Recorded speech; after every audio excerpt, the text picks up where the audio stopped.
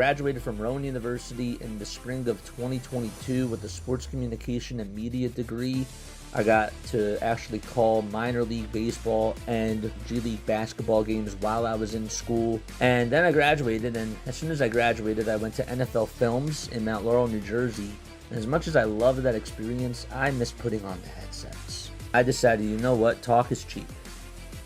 I have a laptop that's in my house, and so 21 months later, here we are, still on YouTube, calling games and building an incredible, loving community on here with the people that I call my Philly freaks with a capital P and a capital H. We go live for every single Phillies, Sixers, and Eagles game, and we do it like old school radio play-by-play style. I'm Jason Joseph, and this is Play-by-Play with JJ. I showed a swung on, barreled out to right field. Bye-bye baseball. That baby is long gone. What's going on, everybody? Hopefully you're all doing well and having yourselves a very, very fantastic day.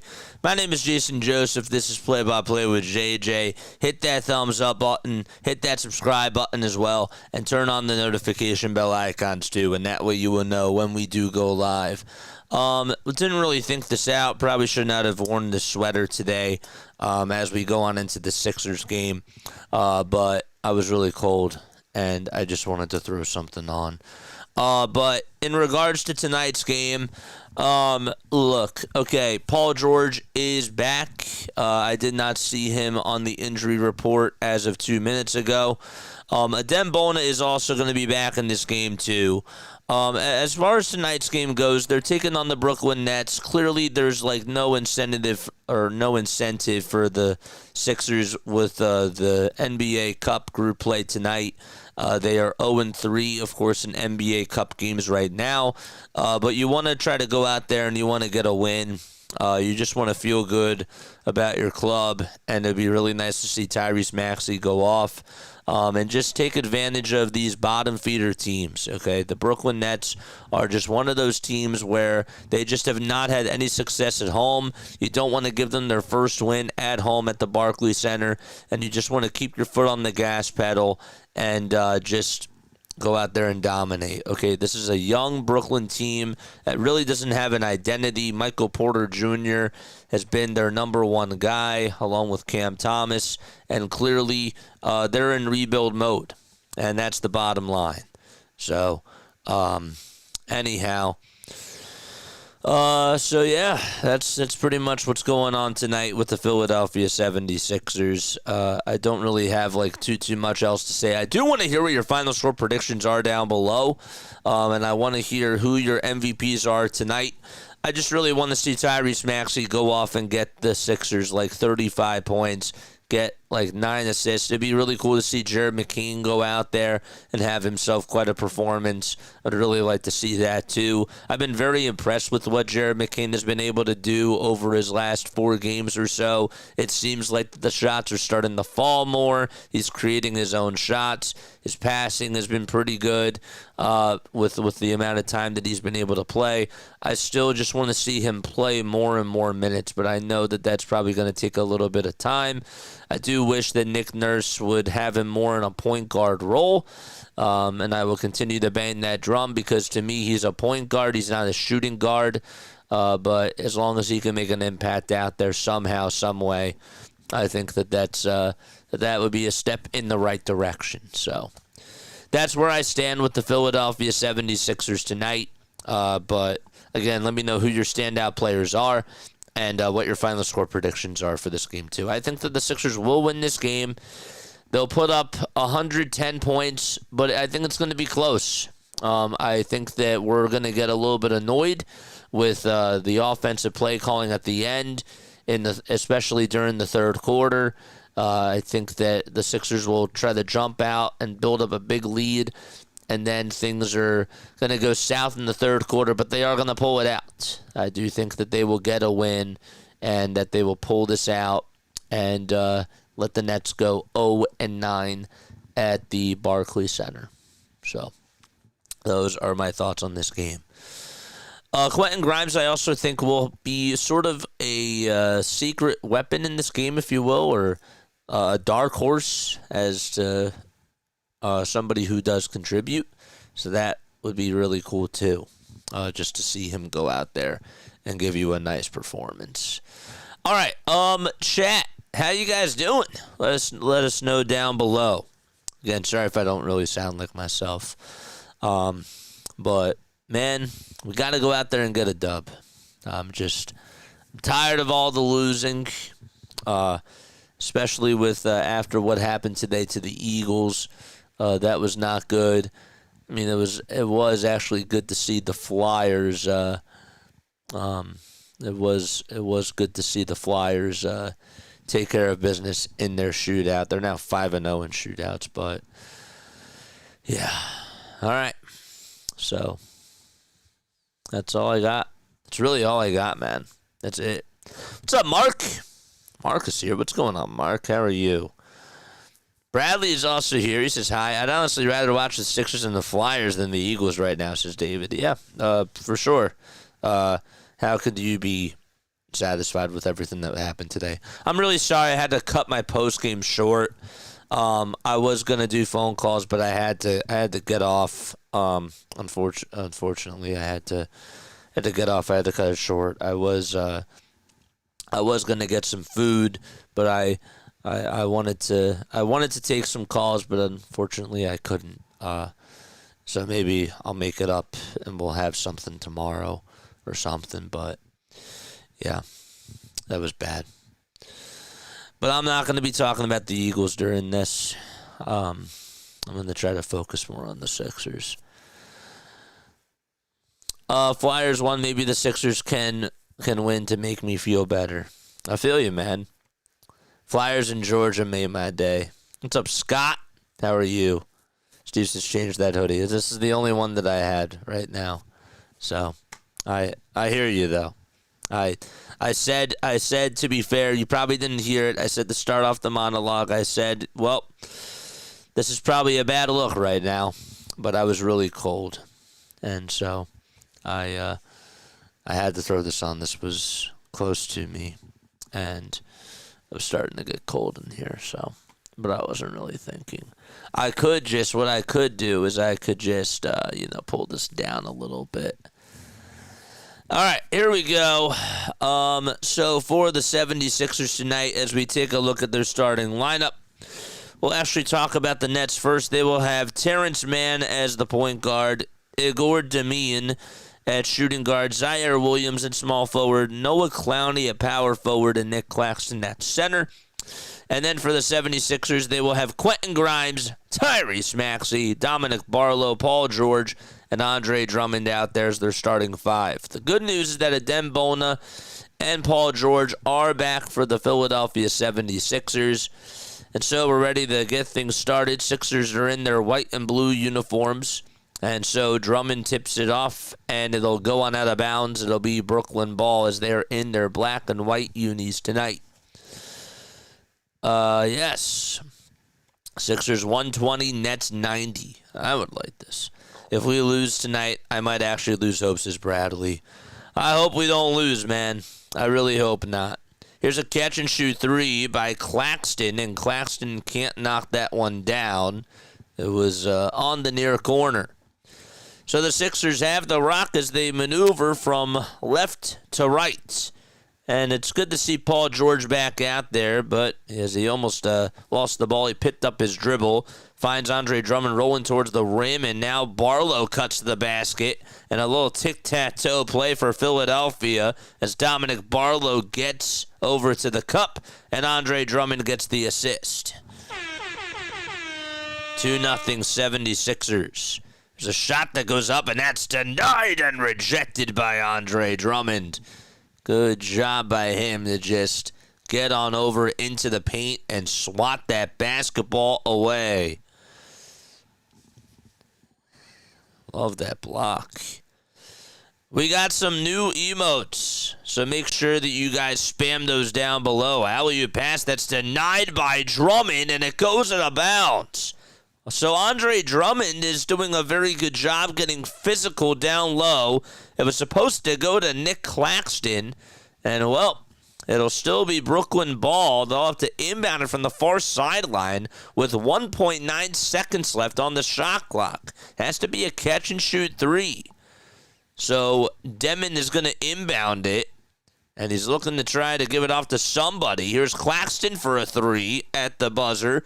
Can't get it, and Andre Drummond tracks down his rebound. So you got Noah Clowney and Nick Claxton, each 0 for 1 from beyond the arc.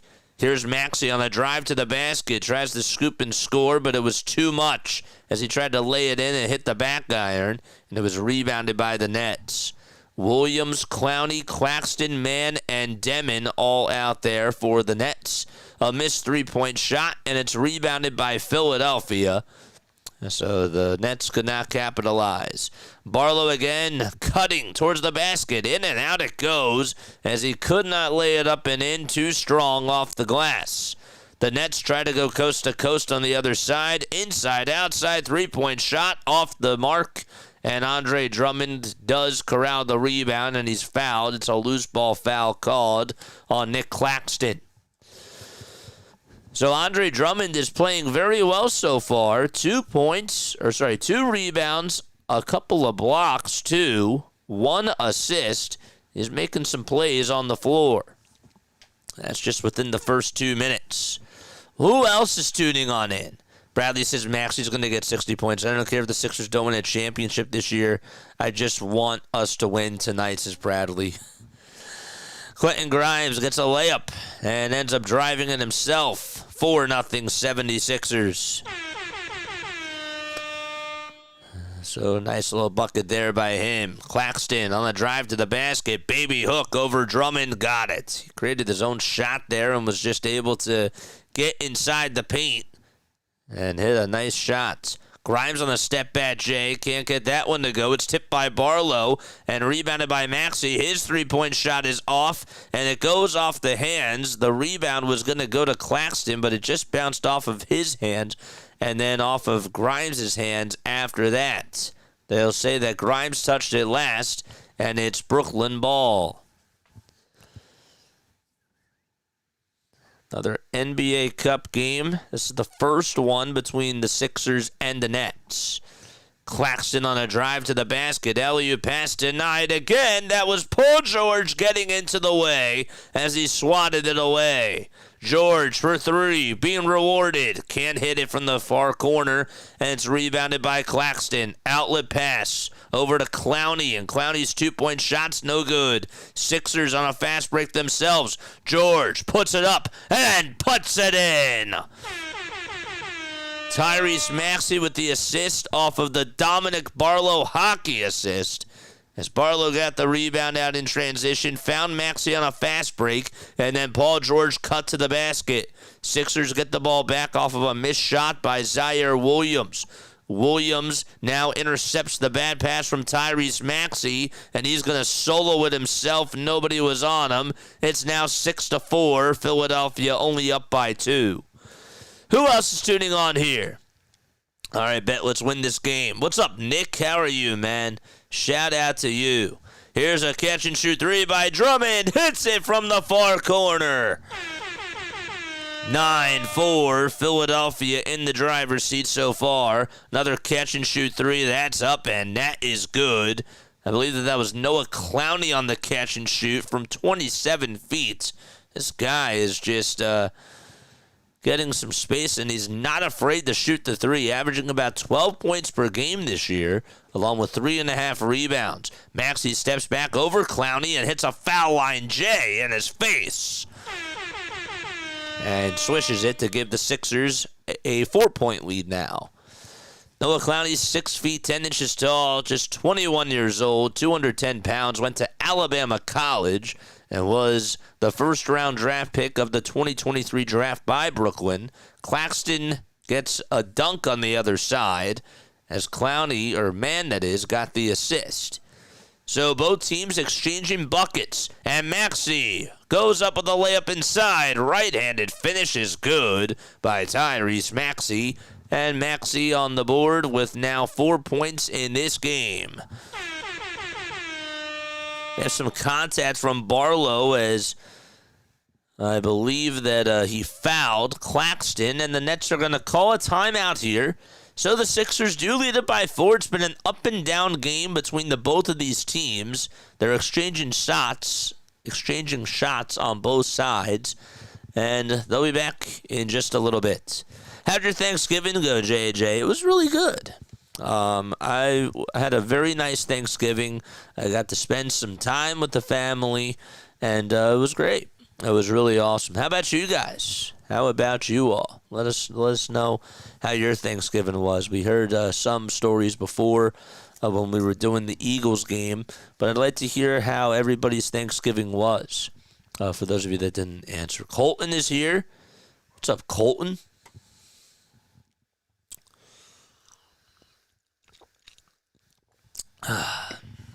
Nice. Oh, man. All right, let's take a look at some other scores around the NBA. We'll do that right now. The Cavaliers, they're up 9-8 against the Atlanta Hawks. We have a lot of 7:30 games tonight. The Bulls and the Hornets, they're underway. The Hornets lead it by 2 against Chicago. There's 6:54 left to go in the first quarter. You got the Magic just taking on the Detroit Pistons with about 9:05 left in the first.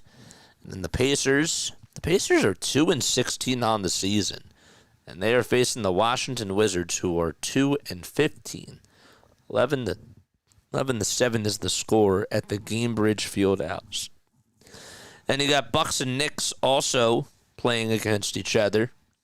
So 8:43 left to go in the first quarter of that game. Tonight at 9:30, you got Suns and Thunder, Spurs and Nuggets, and Kings and Jazz. And then at 10 o'clock, it'll be Mavericks, Lakers, and Grizzlies, Clippers. So those are your games for tonight.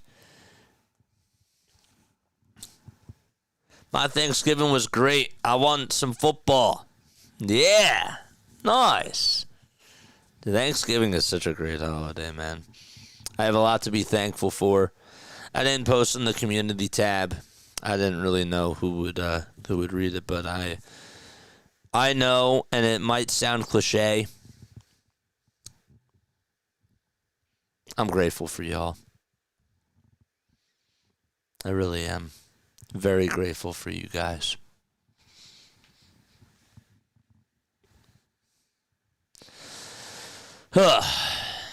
Want to continue to keep putting out more and more content. It's about to get busy come December. So that'll be cool.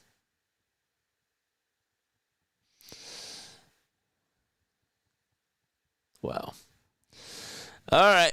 So we are back in action. The Brooklyn Nets are going to inbound the basketball.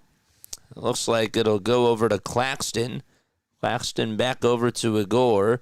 And here's a catch-and-shoot 3 by Clowney. That's a little bit off. And struck down by Claxton. Or D'Angelo Russell, that is, with the rebound. There's another catch-and-shoot 3. I said D'Angelo.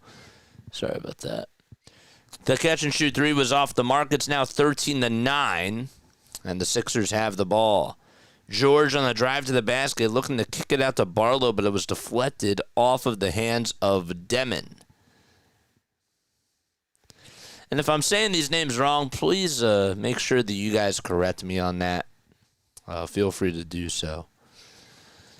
13-9 is the score. Maxey gets the inbound pass, and he passes it over to Quentin Grimes, who almost threw it away. They're going to say that by the time Barlow did get the ball, he was out of bounds. It was a little bit over towards his left. That was not a good pass at all by Quentin Grimes. 6 minutes to go in quarter number 1. Igor's catch-and-shoot 3 is up, and that's no good, and the ball gets volleyballed back outside. Brooklyn's possession does stay alive. Grimes sticks his hand in the cookie jar, and Andre Drummond gets the steal off of a bad dribble by Clowney, and Grimes gets rewarded with an alley-oop dunk, and the Sixers' lead increases to 6. Brooklyn responds on the other side as they hit a layup, and there's going to be an and-one opportunity on the foul by Dominic Barlow. So after Demon ends up getting the assist, and Terrence Mann is the one who makes the layup, Barlow gets called for a shooting foul. You watch football. I got you. Nice. Football is fun on Thanksgiving. Justin Edwards will come on in for Barlow, and it'll be his first appearance of the game. The foul shot by Mann is up and no good, but there's a whistle called against the 76ers. It's a lane violation called on Quentin Grimes. They're saying that he moved a little bit too soon. Nick Nurse is looking on over at his coaching staff. So the second try on the second free throw is up and in to make it now 15-12. Keep your eye on Dominic Barlow. He does have 2 fouls in this game so far. Grimes over to Maxey, catches, puts up a 3, and it's in and out. Andre Drummond does get the rebound. What an effort that was there. He had to jump up for it, and then he had to jump up again to catch it. And so we have another whistle called. That's going to be against the Brooklyn Nets. It'll be on Noah Clowney. I don't know if that's a shooting foul or not. It is. Sixers are doing a good job out in transition. Now, understandably, it is the Brooklyn Nets that we're talking about here. But it's good to see that they're taking care of business so far. First foul shot by Drummond. He swishes it. And the second one coming on up. Of course, Drummond was traded to the Brooklyn Nets in that trade that the Sixers made to pursue James Harden. Foul shot number 2, good as gold. Drop those Drummond emotes. Excellent. Let's go. 17-12. Defense. Here come the Sixers. They got a steal out in transition. Edwards on the drive to the cup gets denied and blocked by Noah Clowney. Clowney comes up with his rebound, and, well, there's a shot on the other side. That's up and in, and that was Zaire Williams, who ends up making a dunk off of an assist from Terrence Mann. So it's a 3-point lead for Philadelphia. Edwards, foul line, jumper. He missed it badly. Rebounded by Quentin Grimes at the 3-point line, though, as it bounced off of a net. Here is Grimes again on a layup. Can't hit it. Andre Drummond grabs his miss and ends up putting it up and putting it in. He had to get it off because it didn't even hit the rim, so the shot clock was ready to expire, and he had to go up with it very quickly. 7 points and 4 rebounds for Andre Drummond. And so he's been making a big difference in this game so far. Here come the Brooklyn Nets as a shot is made by Claxton on a layup off the assist by Noah Clowney. Looked like Claxton was playing peekaboo down low, and he just was able to make an easy layup, and the Sixers defense caught sleeping at the wheel. Here's George on the drive to the basket, knifing his way to the lane and finishing with the right hand on the right side of the baseline. PG8 able to get a layup there, and now is shooting 2 for 3 from the field. Sixers and Nets going back and forth. It's like a tennis match so far. Terrence Mann just made a driving layup, and now Paul George is pressed at full court. He'll pass it over to Tyrese Maxey, and he'll dump it off to Edwards. Now Quentin Grimes, who throws the ball away. He was playing at 1,000,000 miles per hour and just passed it quicker than the speed of light. I don't know what he was doing there, but a careless turnover by Quentin Grimes. And it goes out of bounds over towards the Sixers baseline. 21 points for the 76ers and 18 points for the Brooklyn Nets. Speaking of Thanksgiving, my boy Max Coverage TV is here. What's going on? He says, I hope you had a great Thanksgiving. I hope you and Sid had a fantastic Thanksgiving, man. 21-18, Philadelphia leads it by 3. And here's another handoff over to Clowney as he goes down the lane. And on the follow-through, Deron Sharp misses it. Deron Sharp just came on in. Andre Drummond got the rebound. Maxey to George. He catches, he fires, and he knocks it down. A three by Paul George. A straight shot from the top of the key, and the Sixers lead is up to 6. There's a catch-and-shoot three on the other side by the Nets, and they just cannot hit anything. McCain gets the rebound for the Sixers, and so will take it over towards the near wing, and they will call timeout as soon as the ball is given up to Paul George. 2:37 left to go in the opening quarter between Philadelphia and Brooklyn, and the Sixers will step aside and be right back. What's up, Max? Did you see my final score prediction, says Scott? And if you didn't, then I'm going to go with 100 to 1. It's going to be the 76ers with a 120-100 victory tonight. Let's go. I'll take that, Scott. Let's go, baby. Let's go, Scott.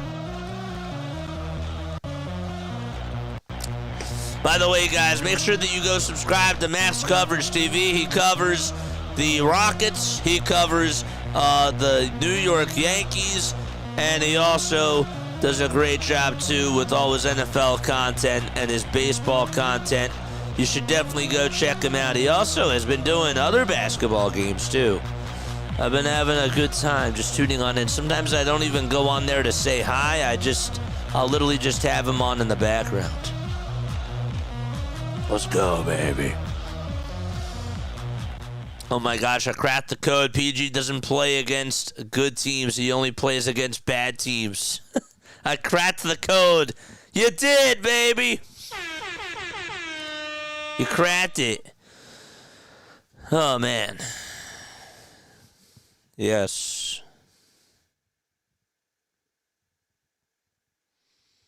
Good stuff.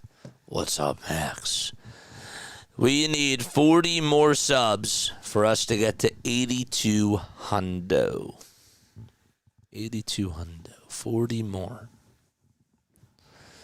Oof. Man. Man.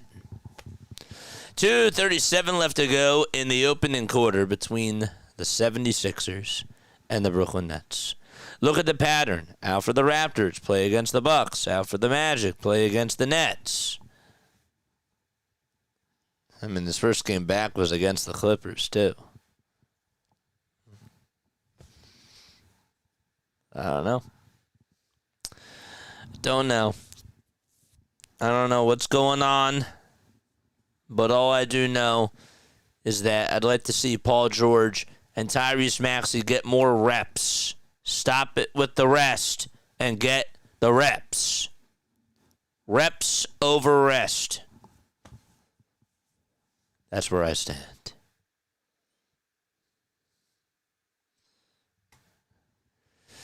Seven points for PG. He's 3 for 4 from the field and 1 for 2 from the line. 2:37 left to be played in quarter number 1. Sixers will inbound the ball from the near sideline. It'll be Maxey going over to Jared McCain. Sixers lineup now, it's Grimes, Maxey, Walker, Bona, and McCain. They go to a small guard lineup. See if it works. McCain passes it over to Edwards. He's on the near corner. Has to pass it back over to McCain, who backpedals, takes a three. It's a little short, and so they had to rush that, and the Brooklyn Nets come up with a rebound. It was Deron Sharp who ended up getting the miss off of McCain. Here's a little alley-oop pass that goes up to Deron Sharp, and it's deflected off the hands of Adem Bona, and it'll go on out of bounds. Last touched by the Brooklyn Nets. Good job by Bona there. 24-18 with 2:06 left to be played in the opening quarter. Sixers have Tyrese Maxey with 4 points, 3 assists, and 2 rebounds. He's still out there. Grimes looking for some help. He's looking to give it back over to Edwards, who cuts to the basket. Edwards throws it back. It was supposed to go to Jared McCain. I don't know why he just didn't take the layup there. He thought that it was going to be contested and blocked, and so he tried to give it back over to McCain. Not the wise decision there by, not the wisest decision made by Justin Edwards. Grimes looking to guard the ball handler. That's Terrence Mann. Mann is in traffic and needs help. He gets the ball swatted by Grimes. It goes off of Man's hand over towards the scorer's table, and the Sixers will get the possession back. Grimes able to play good lockdown, solid defense. And with now 97 seconds to go in the first quarter, the Sixers will try to get more scoring going on the offensive side. By the way, Maxey is 0 for 2 from beyond the arc. The Sixers as a team in this game, as Maxey gets the inbound, they're shooting 33% from 3. The Nets are 1 for 10. Sixers have actually contested their three-point shots so far today. McCain on the drive to the basket, goes up with a shot. He's fouled, and they'll head to the line to shoot 2 free throws as he gets tripped up and hits the deck hard. Oh, man. Thanksgiving was great. What else do we have? He will be out on Sunday against the Hawks and play Tuesday against the Wizards, says O'Gluffy. Breaking news. O'Gluffy. As soon as that happens, I need you to like post on my I need you to post somewhere in my community tab and just say breaking news, Paul George is out on Sunday. Foul shot number 1 is up and in, and foul shot number 2 is also good by Jared McCain. I'm laughing because I think you're right. Excellent. I think you're on to something. I really do. 26-18, 76ers, they lead it by 8. Look at the Dembona playing solid defense over Deron Sharp. And now Maxey sees the pass, the bad pass by Sharp, intercepts it, and throws it down at the rack. 28-18, and the Sixers defense has looked very strong so far today. A 9-2 run by Philadelphia. Bona sticks his hand in the cookie jar again, but gets called for a reach. And we will have an inbound coming on up. So Adem Bona, good to see him back there for the 76ers. Certainly provides them with more athleticism and size and length, of course. So it's nice to see. 28 points for the 76ers. They're doing well in the fast break and out in transition. 5 seconds left on the shot clock as the Nets get the inbound pass. Here's a layup that goes up, and that one just goes on in. That was high off the glass. And it's now 28-20. That's the score. Here's Maxey to Edwards. Edwards to McCain for a catch-and-shoot 3. Got it to go. Tyrese Martin, by the way, was the one who hit the layup on the other side for the Nets, and then Jared McCain's like, well, I'll take a 3 and I'll make it right in front of your face. 31-20, 29 and a half seconds left in the first quarter, and about 4 seconds differentiating the shot clock from the game clock. So McCain able to knock down a 3. He has 5 points and 1 rebound in this game. Grimes now playing defense on Terrence Mann. He's on an island all by himself.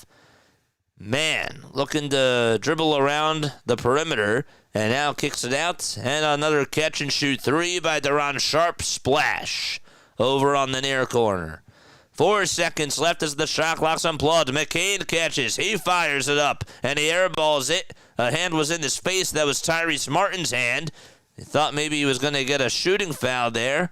Nope, he did not, and that's going to do it. We're going to go into the second quarter. The Sixers trail, or they're actually up by 8 points, 31-23 is the score, and they'll be back in just a little bit.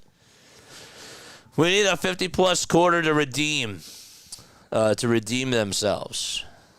O'Gluffy, here's what's going to happen, okay? Here's what's going to happen. The Sixers will put up 50 in the second quarter. They'll put up 50 in the fourth quarter, and then in the third quarter, they'll just get like 6 points. They're going to be the Phillies. They're going to either have a loud quarter or a very soft quarter.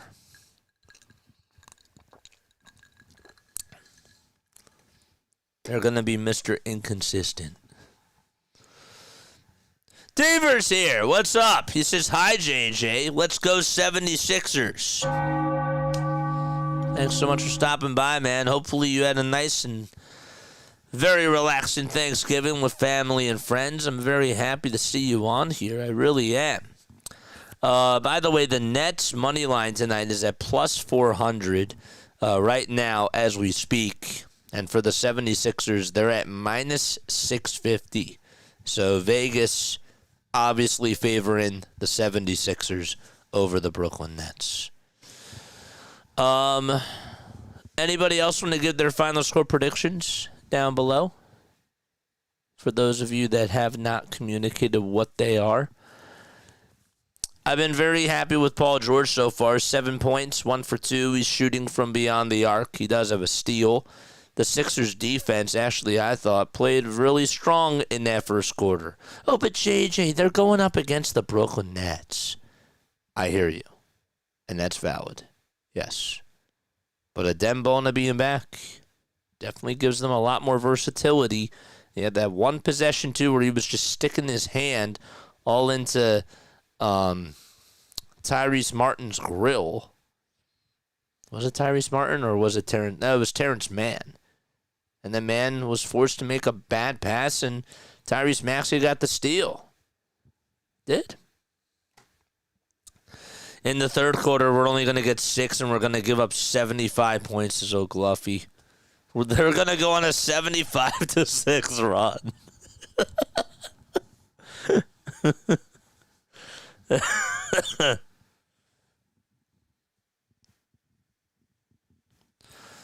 All right. So the Sixers will inbound the basketball. Kyle Lowry is out there playing tonight. Wow. Where was Kyle Lowry in the last game when the Sixers were getting blown out? Didn't even play 1 minute, and he's going to play tonight. Interesting. Jared McCain with a bounce pass over to Paul George. George steps back, puts up an elbow J, and connects the dots. Nice shot by PG as he comes on in for Justin Edwards and makes a 19-foot jumper. And so, good play by him. Grimes, Lowry, George, McCain, and Bona all out there. Here's a drive that gets swatted away. Paul George got a hand on the ball. McCain puts up a 3 at the top of the key and knocks it down. Jared McCain continuing to feel himself. 36-23. Timeout, Brooklyn.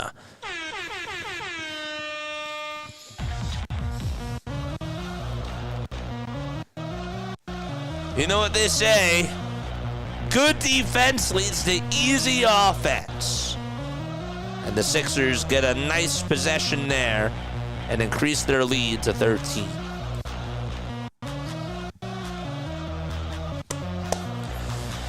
Let's go, baby.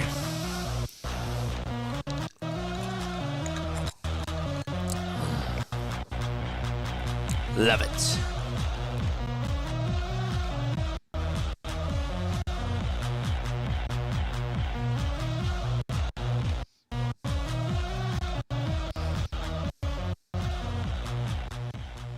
I didn't realize that this was even still on, and it is. Hit that thumbs up button, people, and make sure that you guys hit that subscribe button as well. 36-23 is the score. Sixers are 9-8 on the season. They're looking to go 5-3 on the road. Meanwhile, the Brooklyn Nets, playing at the Barclays Center, are 3-14 on the season and have not won one game just yet at the Barclays Center. So, let's go. Jared McCain plus 10 off the bench. He has scored all the bench points for the 76ers. He has 8. Excuse.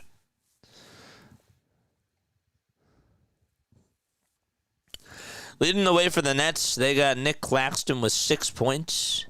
Nick Claxton does not even have a rebound. And why is that, ladies and gentlemen? Well, that's because, I don't know if you know about this guy. His name is Andre Drummond. But he has done a very good job at boxing him out. Andre actually has 4 rebounds in 9 minutes.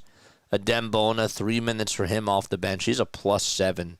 He's been doing a good job. I know that he doesn't have any stats on the score sheet, but he's been making it really difficult for the Nets to get any sort of breathing room every time that he's out there.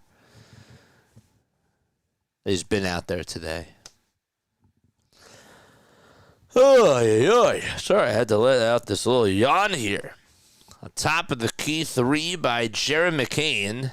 Looks like that his form and his shot are back. Just want to continue to see more and more progression from Jared McCain. It looks like we're in for quite a treat tonight with that. All right, so here we go. The Brooklyn Nets will have possession of the basketball. 36-23 is the score. Drake Powell is going to come on out there for Brooklyn, and he just missed a layup. And it's rebounded by Dembona. Here's George on a catch-and-shoot 3, and that one was misfired, and the Nets do get the rebound as it'll go on out of bounds. And Brooklyn will have possession of the rock. Tyrese Martin, you got Daron Sharp, and Martin, who just knocked down a 3 off the assist by Drake Powell, ends up making a 10-point game. And then Jalen Wilson. Those are all the 5 players out there for the Brooklyn Nets. Lowry dribbling at the top of the key, dumps it off over to Paul George. George on a handoff over to Grimes. Grimes looking to take a jab step and now give it back over to George. And George hits a turnaround jump shot from the baseline and knocks it down from 15 feet. The Sixers lead goes up by a dozen. Here's another catch-and-shoot tray on the other side by the Nets, and they just cannot do anything. Dembona, though, I believe got called for a loose ball foul. Jalen Wilson missed a 3 from the far wing, and then it was rebounded by the Nets, and Bona knocked on in to Daron Sharp, and a loose ball foul is called. We're at the 8160 subscriber mark. Make sure you guys hit that thumbs up button and continue to subscribe. Man, working around the screen, and Daron Sharp gets called for an illegal screen. He was moving, and the Sixers will have possession of the basketball. That's an offensive foul for Daron Sharp.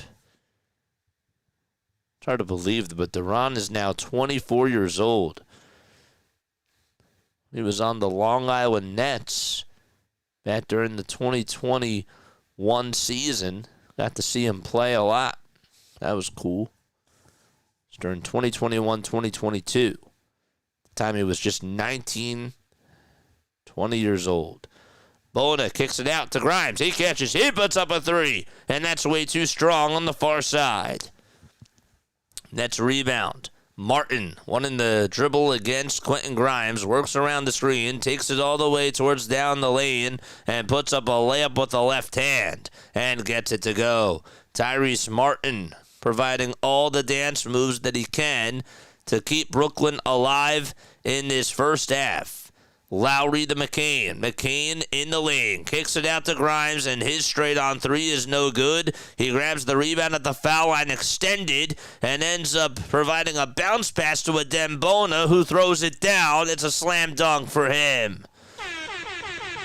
40-28, and the Sixers back up by 12. They've put up a total of 9 points in this second quarter so far. The Nets have just put up 5. Sharp on the bench. Here's a 3 that's up, and that's close but no cigar. And the Sixers do get the rebound. It was Paul George who got the board. Bona rolling towards the basket, turns around, right-handed floater is good. Dembona, welcome back to the 76ers. 42-28. Catching is Martin, and they'll distribute it around the timeline. Here's a wide-open 3 by Terrence Mann, and finally he knocks it down. That is only the 5th made 3 by the Nets. They are 4 for 15.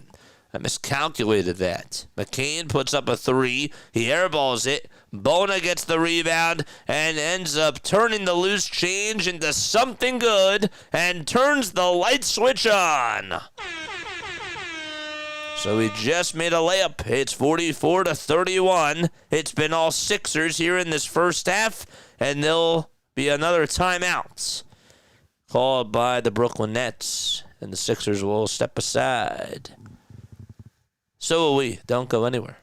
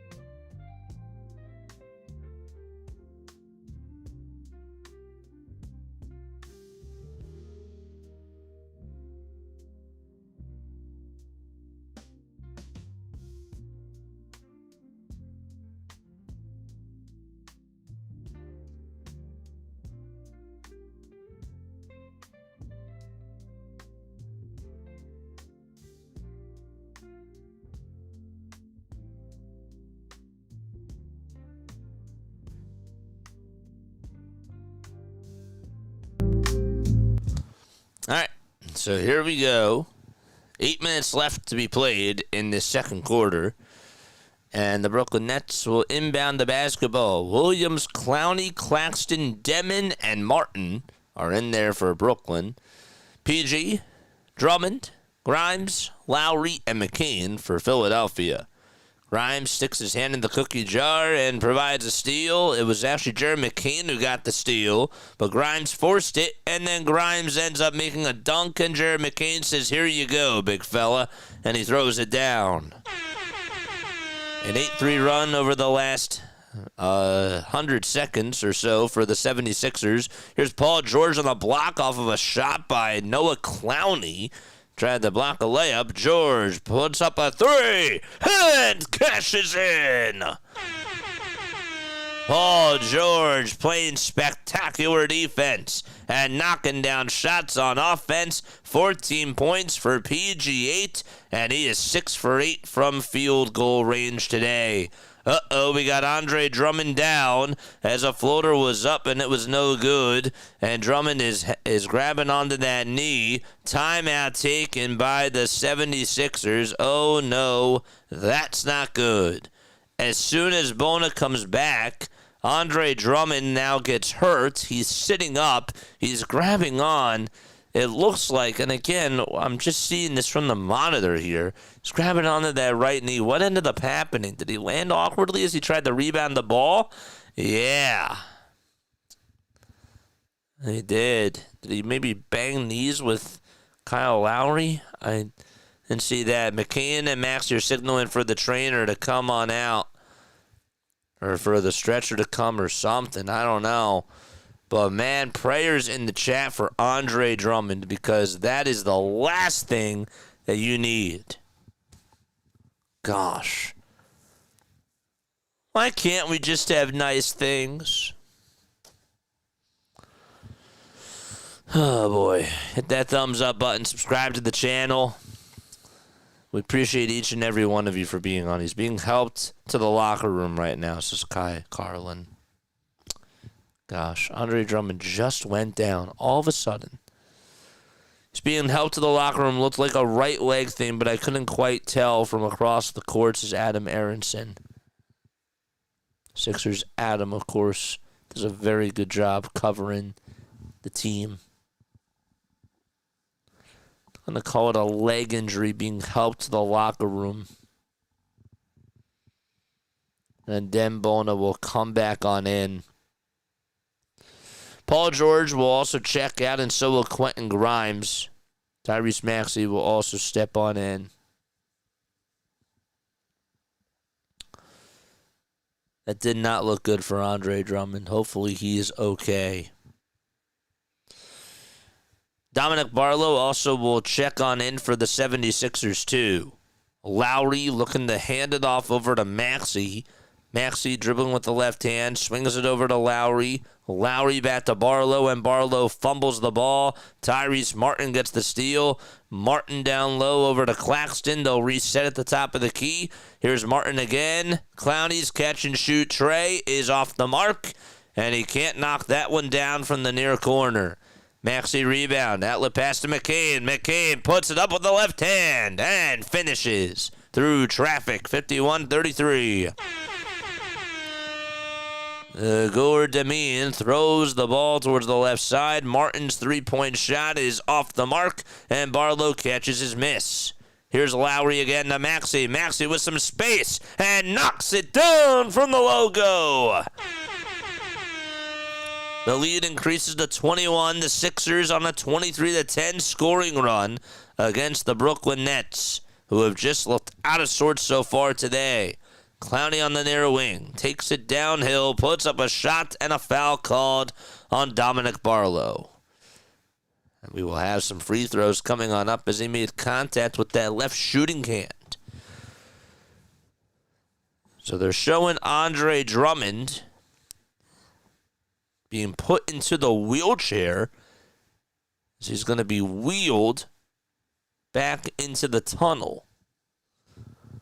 So he just got hurt. He ended up injuring himself, and he went down not too long ago, and that's what forced the Sixers to call a timeout.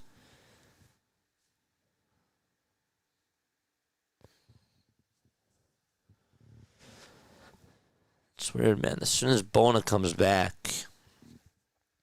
54-34, and now Barlow is going to check on out. I was wondering in the first place why that they were going to put him in, because now he's pretty much going to have to play backup center if Andre Drummond remains out for the rest of this game. Clowney's second foul shot is good. His first one was good too. And the Sixers will have it at the top of the key. Maxey gets the handoff and zips it over to Jared McCain, who drives it down low, puts it up with the right hand, and can't get it to go. But he swats it back towards Justin Edwards' way. Edwards to Lowry. Lowry back to Justin Edwards for a three on the near wing. Can't get it to go. And Bona gets called for another. There's going to be another loose ball foul called. And it, I believe, will be on Adem Bona. Oh, boy. Gosh, come on, man. Kyle Lowry will check on out, and Quentin Grimes will enter back in. And it was not a loose ball on Bona. They say that it was on the Nets. Maxey, it was Terrence Mann. Maxey with a turnaround J, won't go. The ball goes out of bounds. Last touch by Adem Bona. Looks like Nick Claxton may have gotten a hand on it too. Bona is chirping at the refs. He has to be careful, and Terrence Mann gets the inbound pass from Nick Claxton. There's 5 minutes to go in quarter number 2. At the elbow is Nick Claxton, and a foul called. Jabari Walker will enter on into the game for Jared McCain. Bona does have to be careful. That's his third personal foul. He's still going to stay out there, too.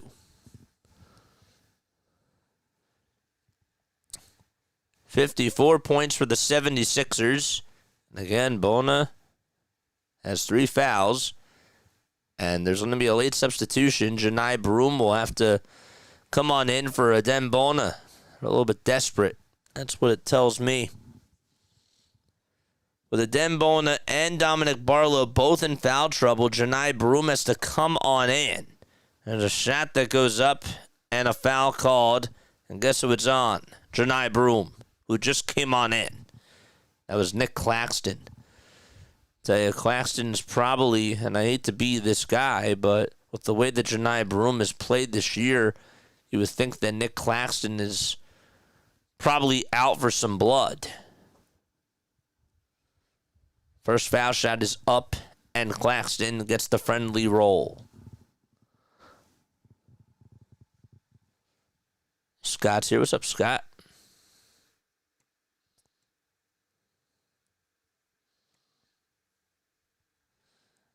Andre Drummond got hurt. Second foul shot missed by Claxton. Man grabs the offensive board. Nobody boxed him out, and Claxton ends up laying it up and laying it on in. So now the lead is down to 16 for the 76ers.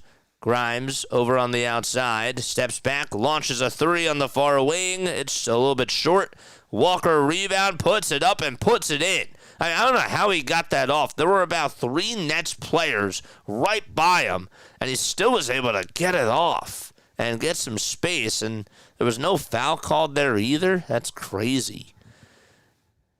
Clowney gets fouled by Walker, and so the game is certainly being slowed up here by the 76ers and the foul trouble that they provided, and the Brooklyn Nets are getting some freebies as they're going to go to the line and shoot more free throws because the Sixers just put them in the bonus. This is Clowney, who is at the line. His first free throw is up and in. Talked a little bit about Noah Clowney before. Nice young player for this Nets team. Foul shot number 2, we have another violation called, and that's going to go against the Brooklyn Nets. So there's a lane violation called on them, and the Sixers will have the ball. It was on Nick Claxton, that lane violation. So Grimes gets the inbound passes. The Sixers inbounded from the near side. Maxey, double-teamed, zips it to Grimes. One more to Edwards on the perimeter for 3. Bang! Justin Edwards knocks it down and hits a swisher from the far side. And now there's 3:40 left to go in the second quarter. Money in the bag for Justin Edwards as he hits his first triple of the game. Clowney, he is looking to pass it on the outside, and around the timeline the basketball goes. Towards the elbow is Clowney again, and Clowney goes up for a 2, and we have a foul called. Did I say that was Clowney? I meant to say that was Claxton. They have the same initials, just 2 different guys. Apologize about that. Jabari Walker with a loose ball foul there. And so we'll have some more free throws coming up, even though it wasn't in the act of shooting.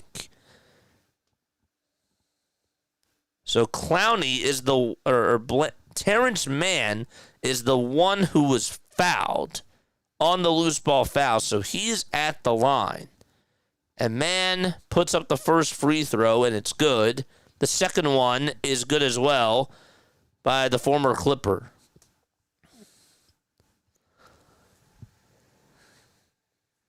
Five fouls, and the Nets have just committed 1. Broom back out there for the Sixers, looking to dump it off to somebody. Gives it over to Quentin Grimes. Takes a jab step with his right foot. Now crosses over on his defender, and he lost the ball. I mean, he just turned it over. The ball slipped out of his hands like it was quicksand, and it goes towards the baseline out of bounds. Last touch by the Sixers. Oh, man. He will be out Sunday. I heard that. Bat JJ, I just can't stay away from the abuse. Andre Drummond will be a big loss. We'll have nothing in the paint without him. I feel that, man. I feel the same exact way. Nets have the ball. Being trapped in the corner was Clowney, or Terrence Mann that was, and he had to throw it over towards the near side. Here's a 3 out of desperation by Claxton, and that's off the mark. Walker with the rebound for Philadelphia. 2:25 left to go in quarter number 2. And Maxey Well, before he puts up a shot, there was a whistle called. It's a defensive 3-second violation. Danny Wolf, who just came on in, by the way, for the Brooklyn Nets, gets called for the 3-second violation. The 21-year-old from Michigan College. Maxey's going to go to the line, and the foul shot, bullseye. Excellent. Really, I'm not supposed to play it there, but I just wanted to. 60 points for the 76ers and just 41 for the Brooklyn Nets. Grimes inbounds it from the near side over to Justin Edwards. He just hit a catch-and-shoot three a couple of possessions ago. Maxey on the drive to the basket, couldn't elevate it high enough and couldn't finish with the right-handed layup. Here comes Clowney on the other side. Edwards trying to draw an offensive foul there, and, well, it's a block and foul called on him instead. And some more free throws. Danny Wolf is going to go to the foul line for his first trip today. Really hoping that these fouls don't come back to bite the 76ers because, again, really just should be blowing them out, and now the Brooklyn Nets have slowed the tempo. It's not what you want. The Sixers are playing at a very high, fast-paced rate. They've sort of slowed them in their tracks. Foul shot number 2 by Danny is up and in. Danny Wolf, 3 minutes and 2 points so far for him. Sixers have Justin Edwards, who has the rock, and he's at the foul line extended, almost lost his dribble, and now is trapped in the far corner. And we will have a timeout taken by Philadelphia to talk things over and reassess the situation. So they'll be back. All right, be right back.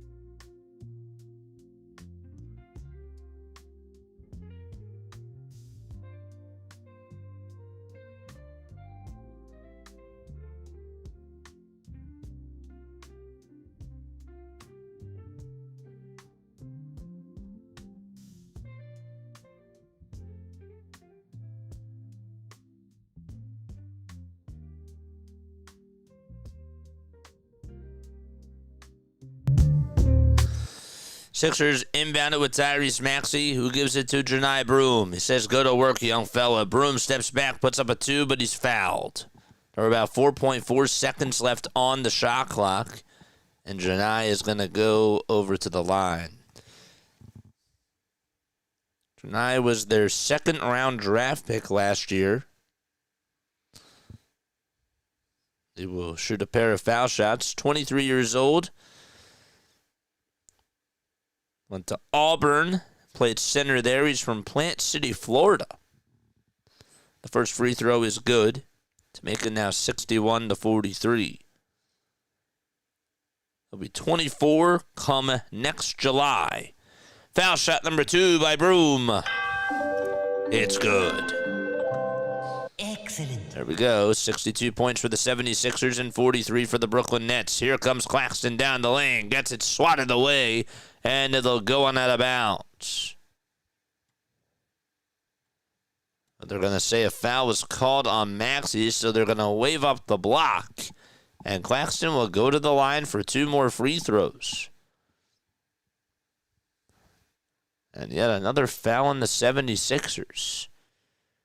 they should be up by like 35 points. The foul shot, the first one that is up and in by Claxton. That is the Sixers. Well, how many fouls do they have in this game? They have 10. Feels like that they have more. The second free throw by Claxton, and he hits it and makes it a 17-point game. Paul George leading the way with 14 points for the 76ers, and Terrence Mann with 10 for the Brooklyn Nets. Here's Jabari Walker on a step back J, won't go. Rebounded by Justin Edwards, and he just lost the ball. Claxton at the top of the key. Gets a mismatch, and they'll hand it off over to Terrence Mann. And now Clowney gets fouled. And again, more free throws coming up, and the Sixers just are giving the Brooklyn Nets free points. And they're just not disciplined. Not to sort of bring it back to football, but, well, I'm doing that here, but it's like penalties, really. They're just not staying disciplined, and they're not locked in. Foul shot number 1, good to go. Jabari Walker is going to have to come on out, and Jared McCain will step on in. So the Sixers, of course, are forced to go smaller. Bona, Walker, and Barlow each have 3 personal fouls. Just got to be careful. 62-47. Nets have gotten back into this game. Edwards on the drive to the basket is fouled by Danny Wolf. That's the 4th foul that the Nets have committed.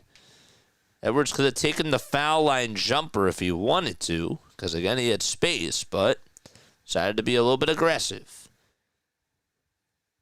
He will head to the line for 2 foul shots. First free throw is good as it hits the back of the rim and goes on down. The 21-year-old from Kentucky, born in Philadelphia, misses the second free throw and goes 1 for 2. That trip around. Claxton on a drive to the basket, goes up with a 2. He's fouled by Janai Broom. Again, they're just trying to take advantage of Janai Broom down low, and that's what Nick Claxton is able to do. So more free throws coming on up.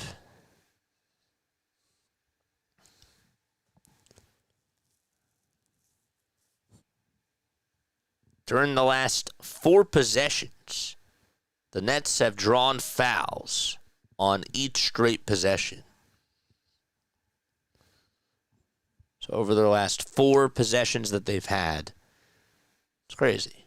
And Janai Broom, by the way, that's his 3rd personal foul as well. Foul shot number 2, up and in. So it's a 15-point lead now for the 76ers. McCain at the Barclays Center sign, dribbles with the left hand, crosses on over. Broom comes up with a screen. McCain says, I don't need your help. He's going to give it up to Edwards on a catch and shoot for a 3. And watching it going out of bounds is Noah Clowney, as the shot hit off the back of the rim and went out of bounds over towards the far side. 39.8 seconds left to be played in the first half between the 76ers and the Nets. Out there for the Nets, it's Clowney, Claxton, Mann, Wolf, and Powell. Here's a catch-and-shoot 3, and that's going to be marked on out of bounds. As Danny Wolf tried to hit a 3 from 24 feet, and it just hit off the back of the backboard. Went over the top, and then hit the back. McCain will inbound it over to Tyrese Maxey again. 5 seconds differentiating the shot clock from the game clock. McCain at the Toyota sign, looking for some help here. Broom comes up with a screen. McCain uses it, dribbles with the right hand, goes towards his right side, now tries to finish on the left side of the baseline as he rolled down the lane and gets it denied by Noah Clowney. That's his first block of the game. There's 3.8 seconds left on the shot clock and 8.3 on the game clock. Maxey will be the inbounder And they're going to give it up over to Quentin Grimes. Grimes caught it and now has to dribble, goes down the lane, puts it up. Did he get it off? He did not. The shot was just a little bit late, and the Sixers turn it over. 4.5 seconds left to go as the shot clock is unplugged, and the Brooklyn Nets will have the ball. Yep, it was still in his hand as soon as the shot clock expired.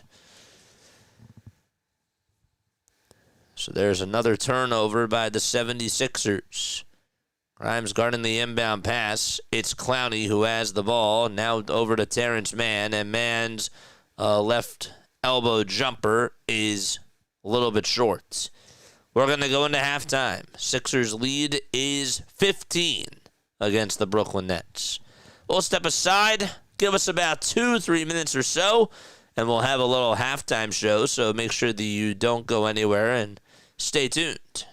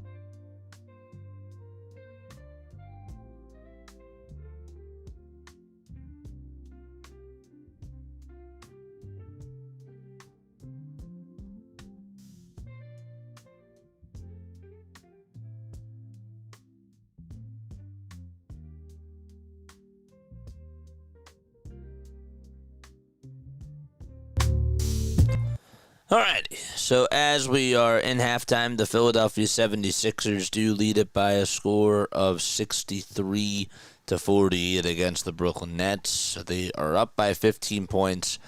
Overall takeaways. Number one is that Jared McCain's shot continues to look better and better and better, and that is a big positive. I don't care who the opponent is, but this is now, I believe, his fourth game in a row where he has gotten 10 points, or at least 10 points in a game. So that is a positive sign from the 21-year-old. And his third game in a row, but still, he had 15 against the Miami Heat. He had 15 against the Orlando Magic. It's good to see Jared McCain just continue to shoot the ball and feel more and more confident with his shots and not really forcing up shots. He did have one that was forced.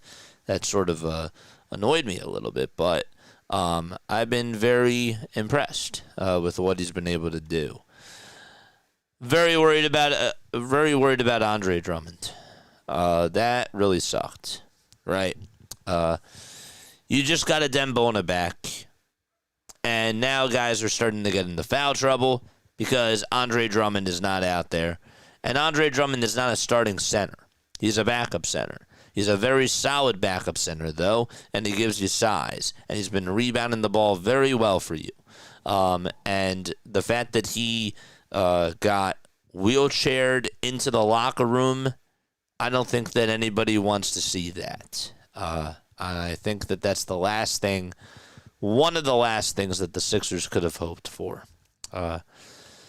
So they actually, according to Adam Aronson, just wanted to throw this out there too, they just ruled Andre Drummond out for the rest of this game. And probably that was the right thing to do. They're calling it a right knee sprain.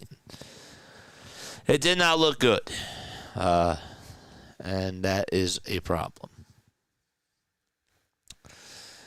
The issue in this game was the fouling as soon as Andre Drummond left. And that's just natural, right? You have to go to Janai Broom because Dominic Barlow's in foul trouble. So is Dembona.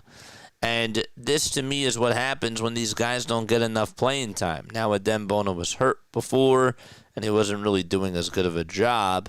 He was getting into a lot of foul trouble, but he needs to get more and more reps. And I hope that he does a better job in the second half because that's the one thing that I've noticed that Brooklyn has sort of started to attack. You could tell that Nick Claxton was not feeling himself when Andre Drummond was out there, and he was having a hard time getting rebounds and getting points on the board. And as soon as Janai Broom walked on in, I said, uh-oh, now Nick Claxton is going to start feeling himself.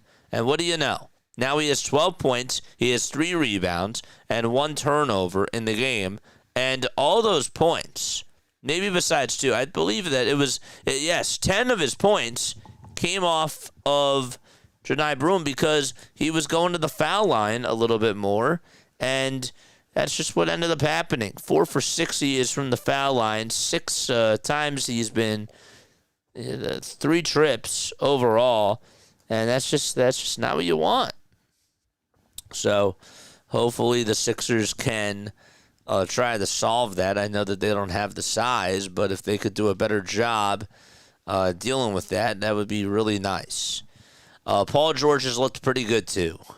Say what you want about PG only playing in games where the opponent is not as competitive. I just feel like that it's good to see him back out there. He's playing really good defense. Dembona was doing fine until he got on into foul trouble, but Paul George has been another really good defensive player in this game, and you could just tell that he was on a mission. He was blocking the passing lanes. There was one play that he had where Clowney had the ball, and he trapped him, and he gave him nowhere to go, and Tyrese Maxey knows he's going to throw it and is able to just catch the interception, and the Sixers go on a nice little fast break run. This is what Paul George provides on defense. Now, granted, again, this is the Brooklyn Nets that we're talking about. We're not talking about the Golden State Warriors. We're not talking about the Toronto Raptors, who are playing really good basketball. Okay, this is the Brooklyn Nets. They have not won a game at home this year. But just take it as it comes. Get the wins, rack up the W's, and do what you can. So, yeah, those are my thoughts on this game. I thought that we actually did a good job contesting their threes. The Brooklyn Nets, if we're being quite honest with you, really look like that they're playing at a YMCA or at the JCC. You know, like it's just more of an up and down game. There's not really any sort of structure to it, and they're playing very sloppy. But I do give a little tip of the cap to Paul George and Adem Bona in regards to their defensive play in that first half. What shocked me is Tyrese Maxey and his timidness in this game. Maxey today, 10 points in 17 minutes. I know that he has 9 field goal attempts, but it feels like that he is sort of deferred a little bit, and he's not being as aggressive at times. And I'm not saying that as a bad thing, because Paul George has been able to create his own shots. You see some more good ball movement, and Quentin Grimes is taking some shots too. I still want Tyrese Maxey, and Maxey does have the most shot attempts. But in the first half, I was kind of surprised that he wasn't going to be taking more shots. And that's not a bad thing. So it's been more of a quiet first half for Tyrese Maxey. And it wouldn't surprise me if he ends up going off in half number 2 and provides an MVP type of a performance. But yes, my overall takeaways, Adem Bona, besides the foul trouble, I thought that he's looked good. Jared McCain just continues to play really solid minutes as he comes back from that injury that he had. He's doing a good job off the bench. He's scoring the ball at a very high rate. He's 2 for 5 from 3. And yeah, overall, very good stuff. Janai Broom, you can tell why Janai Broom is right where he is. This guy just cannot even get a rebound in 4 minutes. Jabari Walker has 2 rebounds in 4 minutes in this game. So he's not really jumping up in the air. He just doesn't. I don't think that his defense, I don't think that his play yet is up to what it should be at all whatsoever. So there's a reason why that the Sixers have not gone to him, and well, we're seeing that now. We've been seeing it over the last couple of games that he's just not ready. And that might be a problem in this game, especially if you get more guys like Walker and Barlow in foul trouble. So, but we'll see what continues to happen as we monitor how this game is going to go. So, in case you did miss it, Andre Drummond ends the day with 7 points, 4 rebounds, 1 assist, and 1 block in 11 minutes. He ends up leaving the game with a right knee sprain. And we don't know yet how long he's going to be out, but he did get wheelchaired into the locker room. So that's all that we were able to see. And that's will provide more updates as we hear stuff from the beat writers. Overall thoughts, though, on this game so far. Please feel free to comment down below. I know that we have a quiet bunch tonight, but you're more than welcome to chime on in. If you don't want to hear me lecture, chime on in. I want to read your thoughts. I want to hear what you guys have to say. 63-48 is the score between the 76ers and the Brooklyn Nets.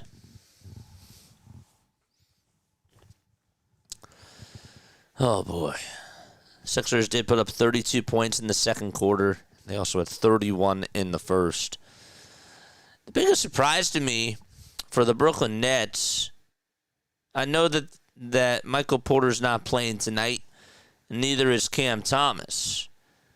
But I sort of expected more shot attempts from Zaire Williams. I know that he's like 2 for 6, but I don't know. I thought that maybe he was going to get some more shots to fall off, but just has not been able to get a lot of shots off.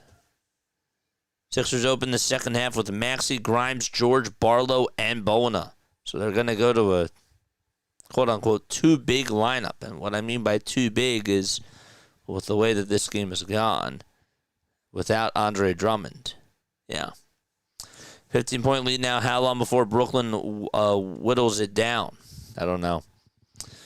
We had a whistle called that was against the Brooklyn Nets. Sixers now going from right to left, and the Nets are going to be moving from left to right. Grimes gets the inbound pass and sort of lofts it inside to Paul George. George catches, puts up an elbow J, and it's a little bit short. The Nets have not provided a field goal within their last 5 minutes and 15 seconds of game time. They've been able to convert on a lot of free throws, though. Here's a catch-and-shoot three. That ball is up, but they're not going to count it. They're going to say that the Sixers will have the ball because Zaire Williams stepped on out of bounds. And they were right about that. Thanks so much for the sub, Simon, 3 hours ago. Appreciate you, man. Maxey is blitzed again. Now Adembona goes over to the foul line, puts up a layup, and that one is up and in. No whistle called. 65-48 Philadelphia. Surprised that there was not a whistle there at all. Clowney with a dump-off pass over to Terrence Mann, operating as the point guard. Mann driving it down the lane, high arcing finish at the layup line and getting it to fall. It's now 65-50. George again, crossing on over behind his back, now going in between the legs, taking on Clowney. Bounce pass over to Grimes, one more to Maxey for a three, and Tyrese Maxey hits it. What a pass by Paul George, able to get the hockey assist there, and Grimes able to just find a Tyrese Maxey wide open. Maxey gets the rebound off of the missed shot by Zaire Williams. George operating on the perimeter on the wing, puts up a three. It's short and rebounded by Brooklyn again. This is a 4-on-3 basketball. Walker tries to go up with a block, and Terrence Mann hits a layup. They're going to call goaltending on him. Gosh. 68-50 is the score. LP Sigma is here. What's going on? How are you? Hello, all. Let's go Sixers. Shout out to you for being on here. How you doing, LP? Shout out to you. Hope you had a nice Thanksgiving. What'd you eat? Here's the first free throw. That one is good. 4 fouls now on Dominic Barlow, who signals to the bench to leave him in. Instead, Justin Edwards is going to come on in.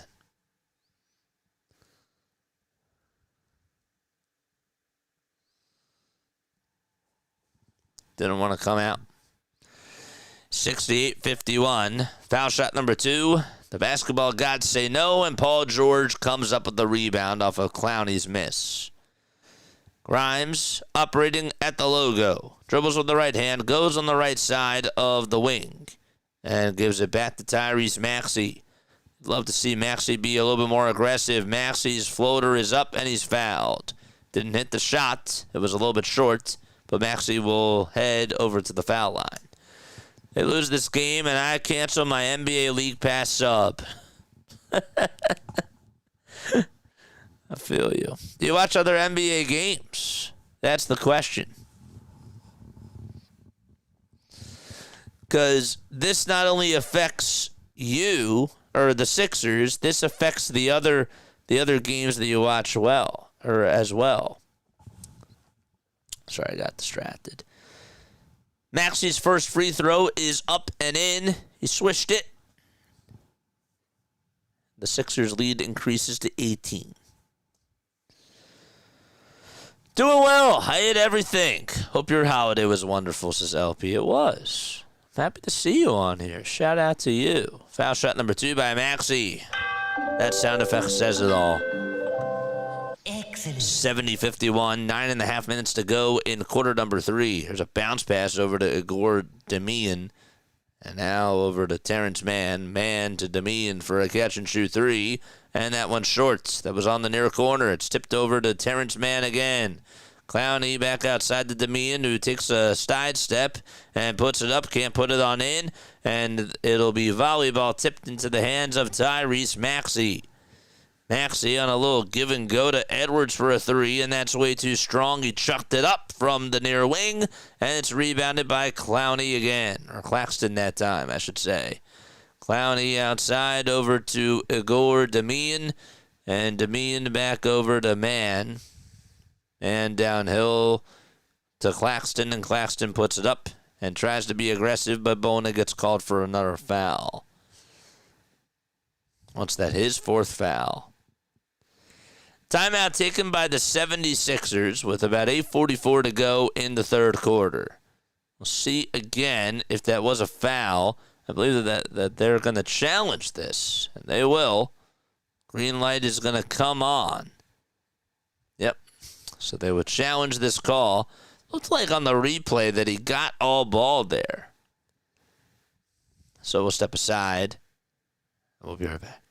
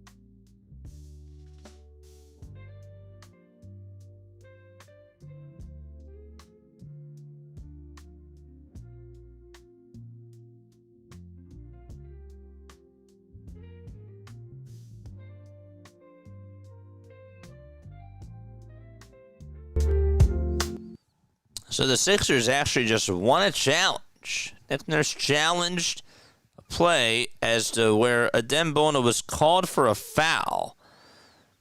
And instead, they're going to call an offensive foul on Nick Claxton. So he tried to go up with a little dunk and sledge his way towards the rim with that right hand. He wanted to posterize him, but Claxton sort of pushed him in the face. Touched him right there, too.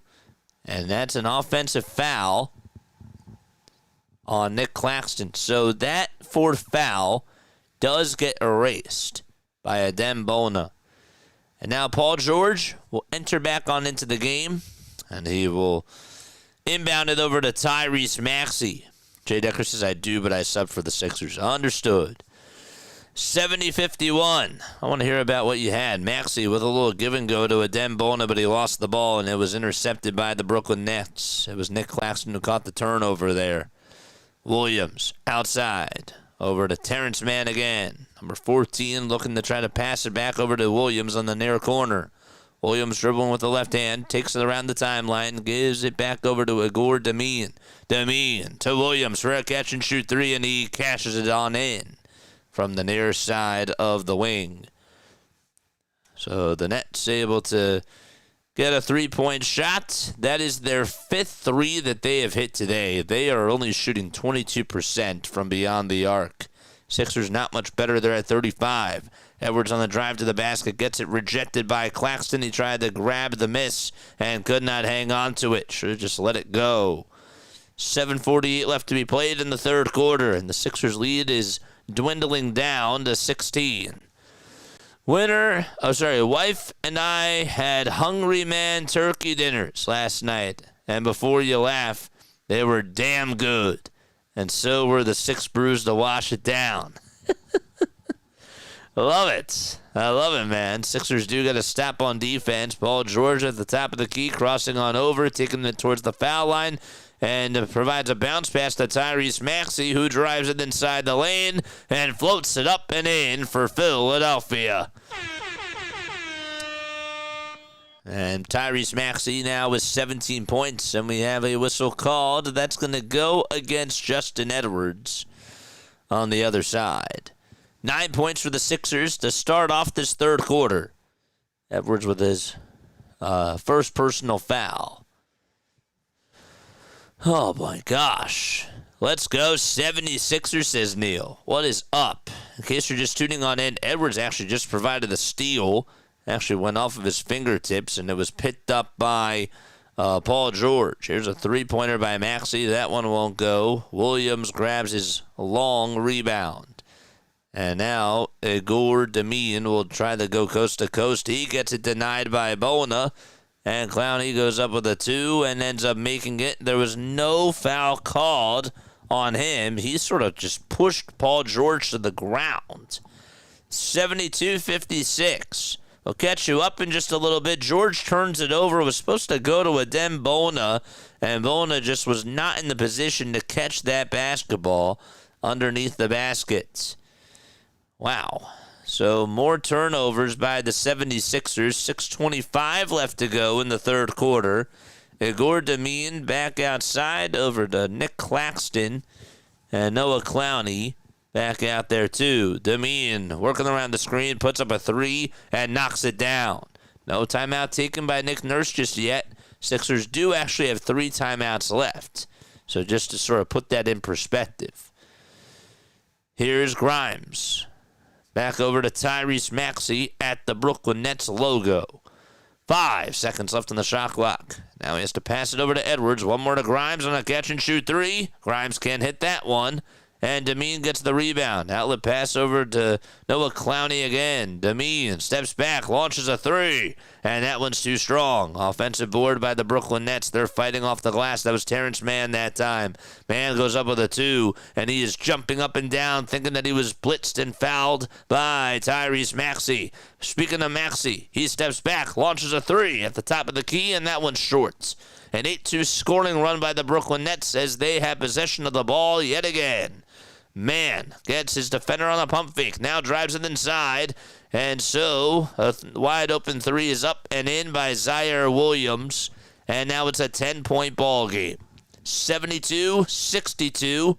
Philadelphia down to just 2 timeouts in this game, and they'll be back. This is what happens when the lead starts dwindling. And you lose a guy like Andre Drummond. They're just going to eat with Nick Claxton and just give him the ball and just try to get fouled and get the Sixers caught sleeping at the wheel. Igor Demeen and Zaire Williams knock down 3s to cut the deficit to 10. So what ended up happening, JJ?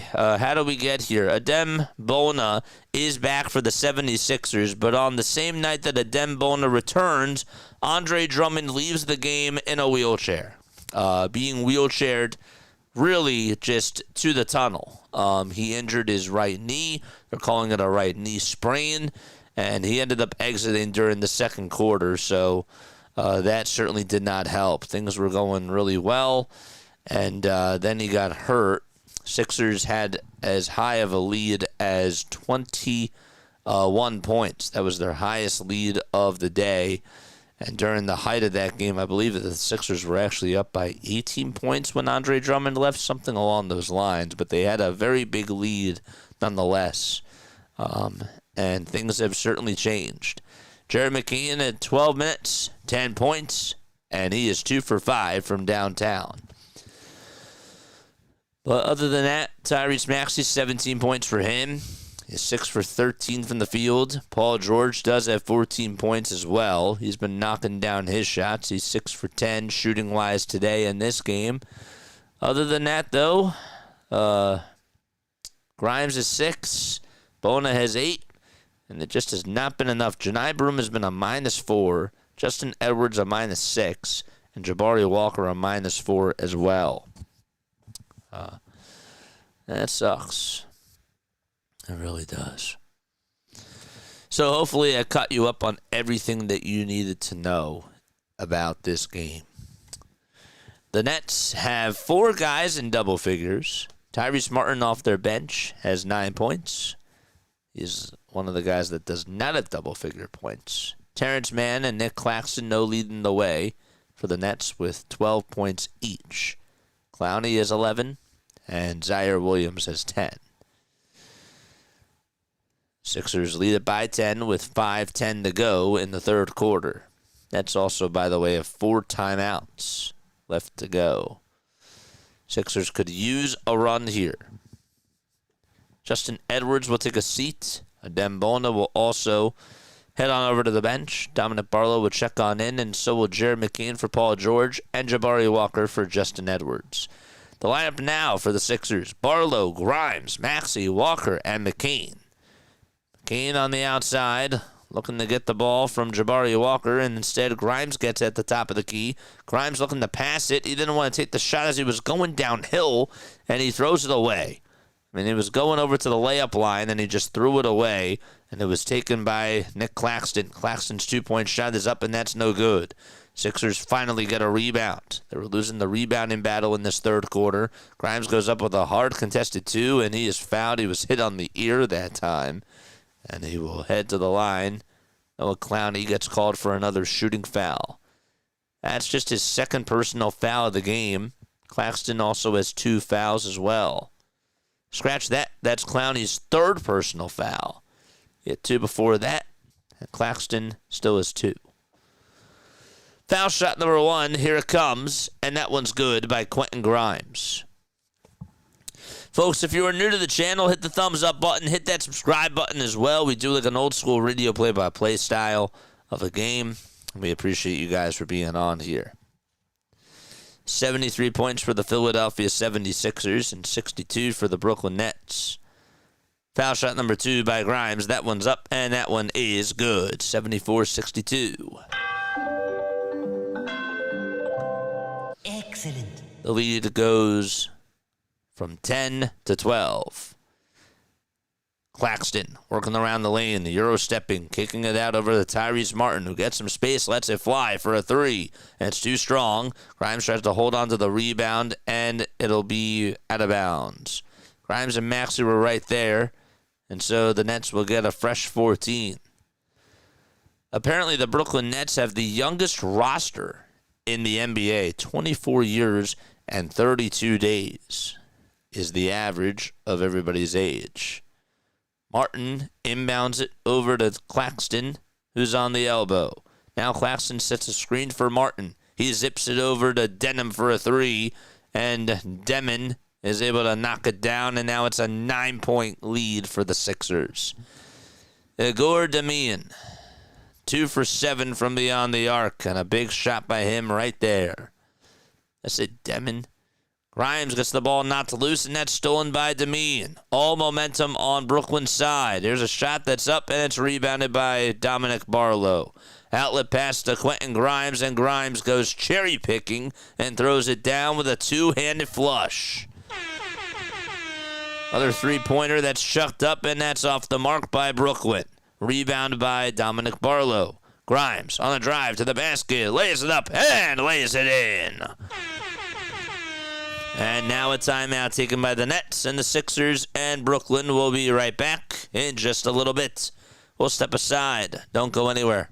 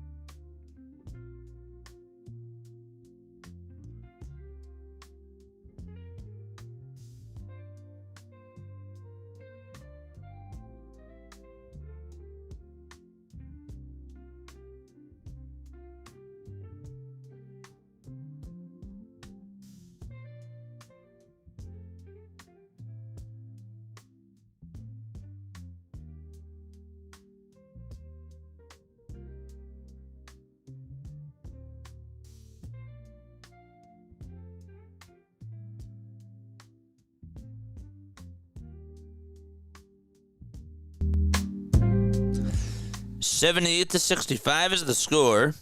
Just wanted to throw out, Jacob Marino actually just tweeted this out. He said that a lot of Quentin Grimes drives in the third, some better than others, but he scored 6 of his 12 points in the period and ballooned the Sixers' lead back to 13.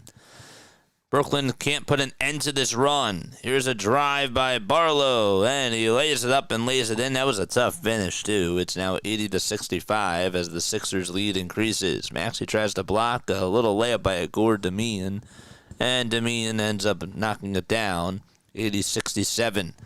Walker answering on the other side, puts it up, and puts it on in for Philadelphia. 2.5 minutes left to go in quarter number 3. Here's Martin again operating on the outside, swings it around the timeline. Demeen at the logo being guarded by Maxey. 5 seconds left on the shot clock. He gives it up over to Claxton. Claxton to Clowney for a catch-and-shoot trifecta. And Quentin Grimes comes up with his miss. 2:12 left to go in quarter number 3. Grimes to McCain on the outside. McCain dribbling around the timeline. Goes back over towards the logo. He is being guarded heavily by Powell. It's Dwight Powell that's back on into the game. McCain to Grimes. 4 seconds left in the shot clock. Grimes turning, spinning, and going down the lane. Hitting the layup. Quentin Grimes taking over the third quarter. And finally providing shots and hitting wide open layups. Here's Clowney going up around the screen for a 3, and Brooklyn just cannot buy a bucket. From three-point range, they are 0 for their last 5. Getting the ball knocked loose is Clowney by the Sixers. McCain comes up with a steal, a little give and go to Quentin Grimes, and Grimes gets the ball blocked, and it'll go on out of bounds. Danny Wolf and Deron Sharp will enter back on in for the Brooklyn Nets, and Janai Broom will check on in for Dominic Barlow, too. Nets call a timeout with 1:27 to go in the third quarter, and the Sixers are up by 17 points. And they will step aside, hoping to continue to dominate this game. Okay, as we go on into a timeout, we're going to take a look at the other NBA scores. Again, thank you all so much for tuning on in, man. I really appreciate you guys. The Atlanta Hawks, they're up 96-88 against the Cleveland Cavaliers. Donovan Mitchell does have 26 points. Also, Jalen Johnson for the Atlanta Hawks, a 23-year-old, averaging 21.5 points per game. He is 22. The Bulls and the Hornets. It's 95-94 as the fourth quarter just got underway. The Magic are playing against the Pistons, and Orlando leads at 84-79. Cade Cunningham is 28, 9, and 6. That's 28 points, 9 rebounds, and 6 assists. And Desmond Bane with 27 points. Wizards and Pacers, they are in the fourth quarter. Pacers are actually up by 24 points. And again, they're 2-6 on the season. 2-16, that is. Not 2-6. The Bucks are down by 5 against the Brooklyn Nets. It's 82-77.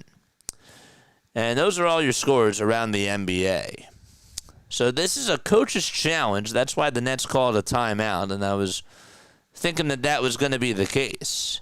Igor Damian looked like he got all ball there as he tried to swat the ball away from Quentin Grimes. He was originally called for a foul. And it looks like that challenge should be successful. First getting a hand on it was Terrence Mann.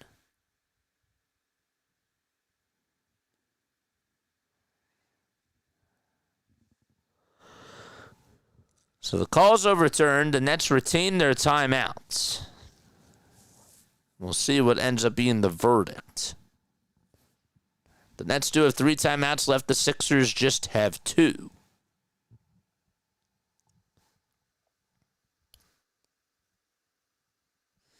Sidney Crosby just tied Dave Andreychuk for 15th on the NHL's all-time goals list.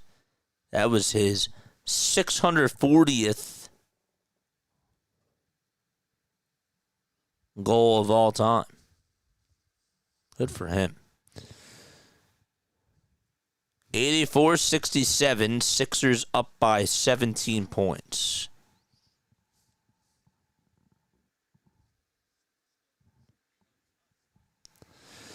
So it will be Brooklyn ball. Kyle Lowry will head back on into this game for his second stint and comes in for Tyrese Maxey. Martin going downhill, laying it up with the offhand and getting the finger roll finish to fall. 15-point lead now for the Sixers as Tyrese Martin gets into double figures, and he's now the 6th net to do so. Grimes going 105 miles per hour towards the rim, can't slow down his tracks, and gets the ball not able to fall. It actually hit the bottom of the basket, and the Nets got the rebound there. And so a full court pass downhill, and Danny Wolf gets fouled by Jabari Walker. Tried to drive it on into the lane. Walker tried to sacrifice his body and plant a seed into the ground. And Wolf will go to the line. This guy is very tall. He is 6 feet 11 inches tall, 250 pounds. Played at Michigan and was the 27th overall pick of this year's draft.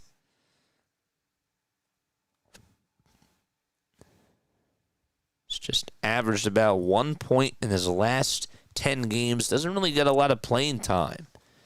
Just 2 minutes on average. Foul shots are good by Wolf. So he ends up going 2 for 2 from the line. Here's McCain walking down Broadway, throwing it over towards the outside. Nearly threw it away to Kyle Lowry. Luckily, he saved it at the Barclays Center sign. And now Grimes being aggressive, going downhill, Euro step, trying to make the layup, and he's fouled. There were 5 seconds left on the shot clock, too. And that foul will be called on Brooklyn. It was on Noah Clowney. Just sort of swapped him right on the left arm.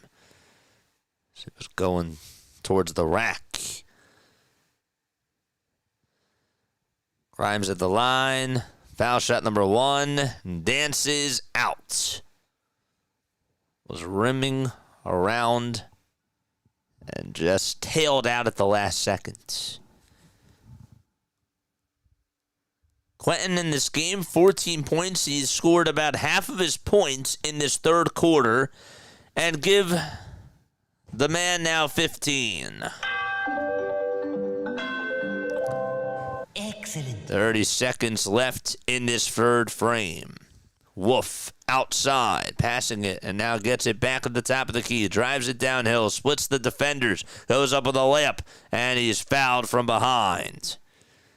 And more foul shots coming on up. This guy is just sort of looking a little bit like Luka Garza out there with the way that he is able to just dominate in the post. 85-71, 19 and a half seconds left to go in this third quarter, and Wolf can't hit the first free throw.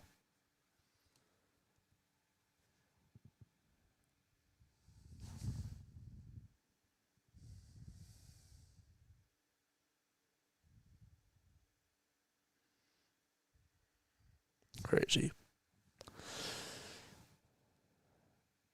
Jabari Walker is going to sub on out. Tyrese Maxey and Kyle Lowry are going to come on in.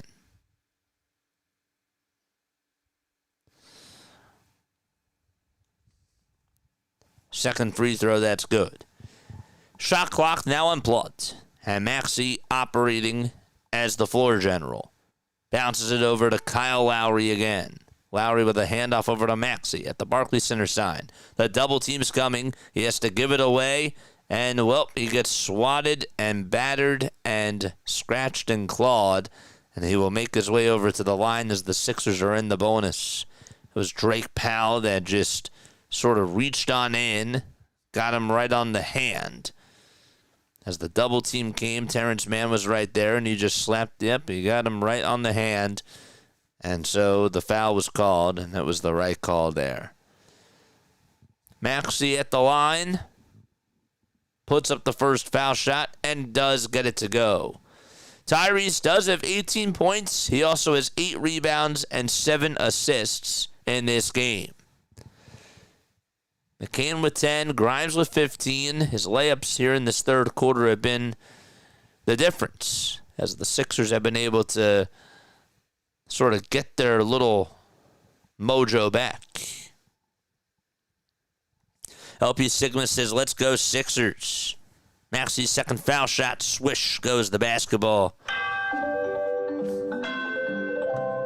Excellent. Inbound pass over to Danny Wolf. And now Tyrese Martin has to go up with a half-court shot. It's up, and he banks it on in. Just got it at the buzzer.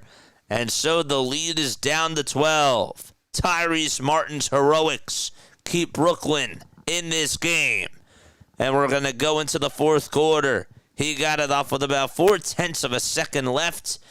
Everybody stands on up. And he says, thank you very much. And we're going to go into the fourth quarter. Darn it. I feel like we've seen a lot of buzzer beaters in the third quarter. The Sixers only lost the third quarter by 3. So just wanted to throw that out there. Sixers numbers in the third quarter have been some of the worst in all of basketball. They're almost last in points per game in the third quarter. And they are first in points allowed. Not good. Crazy. Tonight, you know it's going to be a fun matchup tonight in the NBA world? San Antonio against Denver. That'll be a great matchup to watch. The Phoenix Suns, they're going to be playing against the Oklahoma City Thunder. The Thunder are 18-1. They are on a mission this year. It just seems like that they are the team to beat. When you take a look at SGA, not even just him, J-Dub having a very good year. That's Jalen Williams. They just have quite a crew. Shai Gilgeous-Alexander. What a season. Their only loss that they had was to the Portland Trailblazers. Other than that, they have been just annihilating these teams. and playing such good basketball, really. It's hard to believe. The other thing I just saw, too, is that Devin Booker is now 29 years old. I cannot believe that. I remember when he was just coming on up. Oy, oy. All right, we're ready to start off the fourth quarter. Sixers are up 87-75. The main storyline today is that the Sixers offense has been clicking, but they are Andre Drummond got hurt, and the Sixers are having some issues again at the backup center position because guys just keep getting injured. Another NBA Cup game for the Philadelphia 76ers. They are 0-3 in NBA Cup games so far this year. Kyle Lowry back on in for Quentin Grimes. No points for Lowry, 2 assists. Here's a floater that's up, and that one is good by Brooklyn, so they just got the ball first. Tyrese Martin with a 15-foot floater, able to get his 15th and 16th points of the game. Barlow will try to drive it over to the cup, and we have a whistle called against Brooklyn. And it is a shooting foul on Danny Wolf. Now we're going to start Nembhard. I forgot Andrew Nembhard is on the Mavericks now. Crazy. 87 points for the 76ers and just 77 for the Brooklyn Nets. Barlow's first foul shot is up and in. Now, it's amazing how much of a difference a superstar does make. And you look at where the Pacers are without Tyrese Halliburton, and you see that they're 2-16 on the season. Foul shot number 2 by Barlow, that is. It's up and in. So he goes 2 for 2 that trip around. Wolf just missed a layup. The ball gets battered around off the hands of Barlow and Bona and into the breadbasket of Kyle Lowry. We played just about a minute. Maxey gets blitzed again, finds Lowry on the wing, and Barlow, as he runs down the left side of the elbow, there's a whistle called, and that's going to be on Deron Sharp because he was standing in the paint for too long. It's a 3-second violation, which means that Tyrese Maxey will go back to the line, and he will earn his 19th point of the game. 90 points for the 76ers. And just 77 for the Brooklyn Nets. Got a post-game show after this. Make sure that you guys stay on for that. Maxey getting the handoff this time, going down the lane. He lost the ball, but a whistle is called. Maxey is trying to get an explanation from the refs. What, was it just out of bounds? Last touch by the Nets? Is that why he's crying? Nope, it's a personal foul called on Deron Sharp. I was like, wait, why is he upset? I guess he wanted to get a shooting foul there or something. I don't know. Maxey double-teamed again. Bounce pass over to Bona. Down the lane. Bona throws it off the hands of Dominic Barlow. Butterfingers for him. And another costly turnover by Philadelphia. It was a good play call, just bad execution that time. Martin, dribble handoff over to Wolf down the lane. And Wolf will reset it back outside. Martin now laying it up and trying to lay it in. He cannot. Jared McCain comes up with his first rebound of the half. Lowry to Barlow. McCain now driving towards the left elbow, kicks it out to Barlow for a catch-and-shoot 3 on the near corner, and Barlow's shot is just a little bit strong. Brooklyn now taking on over with the basketball. Floater is up, and that one is good by Deron Sharp yet again. 90-79. Maxey leading the way with 20 points. Tyrese Martin leading the way with the Brooklyn Nets with 16. As he is out there too. Martin, though, coming off the bench. McCain almost threw it over to Adem Bona, and it was almost intercepted. The ball does get slapped. McCain tries to drive it inside. There was traffic in the lane. It was clogged, and he missed the layup by a lot. Bona grabs the rebound off of the missed layup by Tyrese Martin. Sixers trying to convert on the other side with Maxey as he zips down the lane and hits the 2. He was going faster than the speed of light. He was just whizzing by defenders. Here come the Nets playing hot potato, a wide open 3. That one won't go. The Nets have just been missing so many threes in this second half. A lot of them, well, that one was certainly wide open. It was as crystal clear as anything. McCain, it's whistle called. He had the ball, and then Bona got nicked up, and they're going to call a foul. More substitutions. Igor Damian will enter back on in for the Nets, and checking in for Jalen Wilson is Zaire Williams. Janai Broom will sub on in for Adem Bona. Kyle Lowry will also take a quick breather too. Lowry has played a good amount of minutes in this game for his sake. 11 minutes for Kyle Lowry, no points for him. 2 assists though. He's a plus 10 off the bench. Sixers will inbound it with Tyrese Maxey over on the far sideline. We have less than 9 minutes to go in the fourth quarter. Maxey will pass it over to Barlow.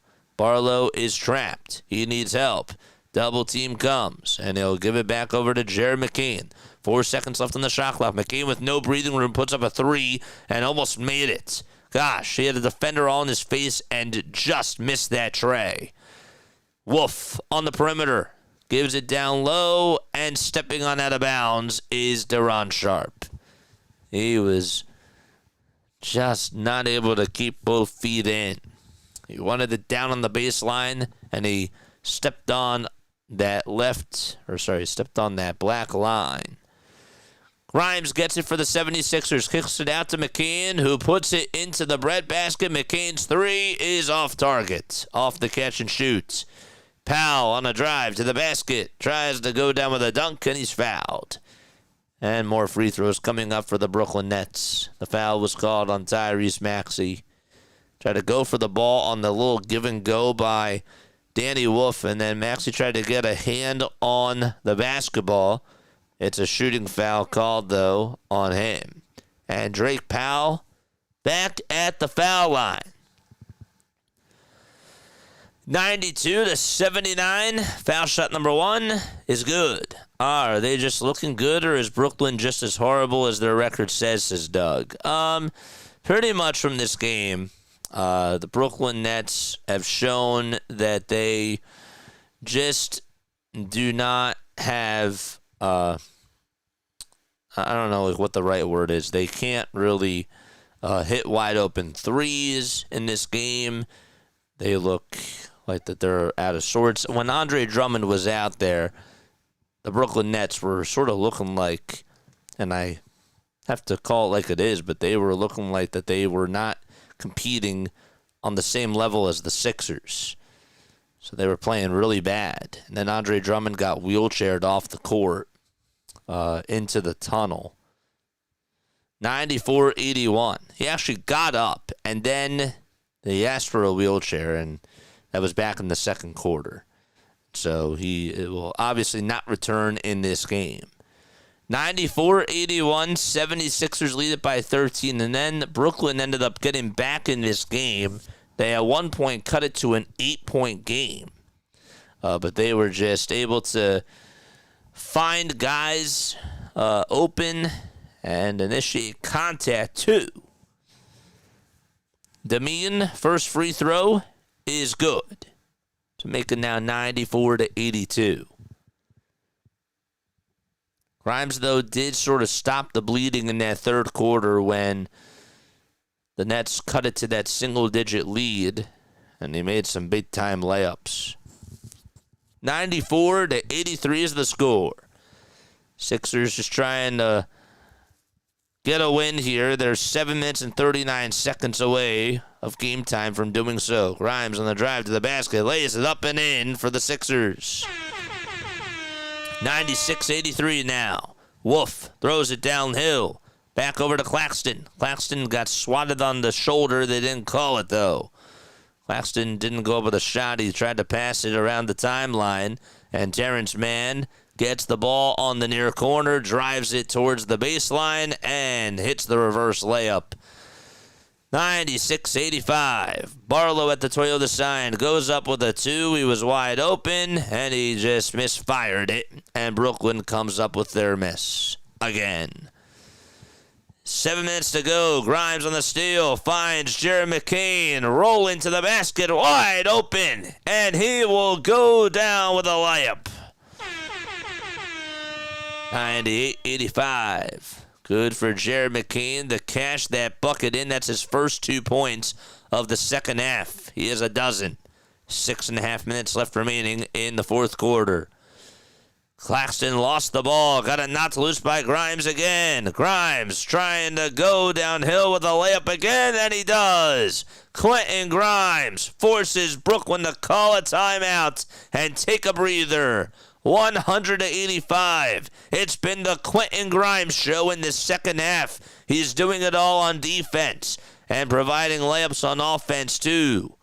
He's sort of looked like Russell Westbrook out there with the game that he has played. He's playing at 105 miles per hour, and, well, it works when you're able to get steals and when you're able to make the right passes, but when you're thinking so fast on your feet, sometimes it can be bad, but overall it's been a very good second half by him, and the Sixers will be right back. 100-85 is the score.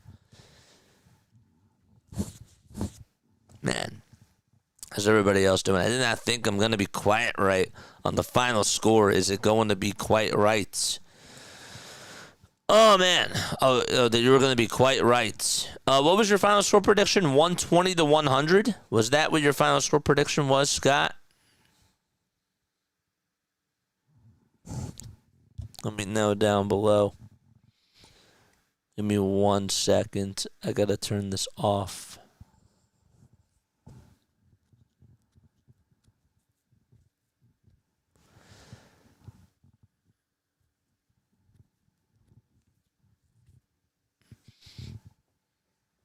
Okay.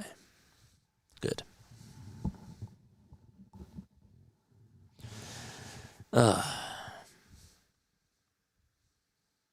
It's been a chaotic game for Quentin Grimes. He was absolutely killing Philadelphia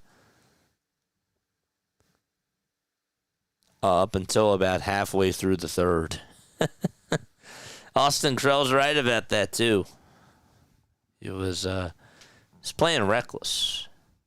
He was. I mean, that's the best word that I could use to describe it. Reckless basketball. And then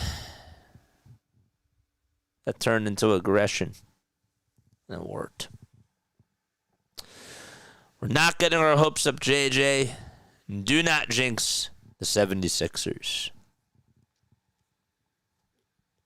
My lips are sealed. Is Queen Latifah at the game? Is Queen Latifah at the game?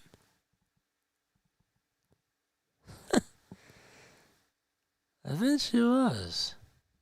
I might be wrong. It was, yes. Dude, good job by me to remember that. 120-100. So each team does have 2 timeouts left. We've played almost halfway in this fourth quarter. Sixers ended up beating the Nets on November 2nd, 129-105.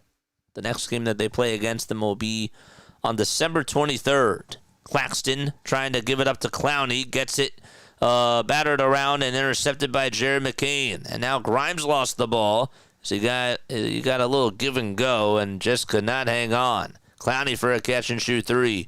That one won't go. Maxey rebound. Outlet pass to McCain for a catch and shoot trifecta. And that's going to be a little bit short. Again, he's just firing the trigger, and it's good to see him with that shot of his. Creating his own shot and also catching and shooting too. Demeen for 3 on the other side. This guy, for some reason, has just gone off in the second half, and Sixers have left him wide open, and he's keeping Brooklyn involved in this game. Both teams shooting at about 27% from beyond the arc. Not good enough. Barlow down low, gives it back outside to Grimes. His wide open three hits off the back iron, and Brooklyn with another rebound yet again. 100-88. Clowney back over to Demeen, who takes it downhill and puts up the left-handed layup and makes it a 10-point ball game. Brooklyn going on a mini run, led by Igor Demeen. It's now 100-90. Sixers looking to put an exclamation point off of this run and just try to erase it. McCain drives towards the basket, gets past his defender Clowney, and lays it up and in with the right hand on the right side. That was much needed. 102-90, 4.5 minutes left to be played. Demeen gets some space. He puts up another three, and he knocks it down again. This guy has scored the last 8 points for the Brooklyn Nets and just cannot be stopped by Philadelphia. Adembona, it's just a matter of minutes of when he's going to come on in. He'll come on in during the very next stoppage of play, which is right now, as Maxey missed the three, and the ball goes out of bounds. Last touch by Igor Demeen. And the Sixers will still have possession of the ball. They'll get a fresh 14. The Flyers did win today. That is correct. I mean, just could not hang on to that board. Went off of his right hand. 102-93 is the score. Here's McCain giving it up over to Grimes. Sixers with their small guard lineup. Actually, he says, give me the ball. Grimes won't give it to him because he was blitzed. Grimes steps back, launches a tray. That's too short. Rebounded and poked away by McCain. Demeen had the rebound. Maxey for a three. That one's too strong. Another shot that the Sixers were able to get wide open space, and they just could not knock it down. Demeen's three again, and that time he's human. And Maxey comes up with his miss on the other side. Sixers are 0 for 8 from downtown in this fourth quarter so far. Really in the second half. McCain looking to stop it, and he does. Jared McCain able to hit a three from the near corner. I jinxed him. 105-93, and a good shot there by Jared McCain. Another wide open three by the Nets. No. On the putback jam. That's Clowney. He can't do so, but he grabs his own rebound again, goes up and down, and hits the layup. It's back to a 10-point ball game. 3 minutes left to go. We have a whistle called. It's a timeout taken by Philadelphia. They just have one left. And we'll take a quick step aside. Don't go anywhere.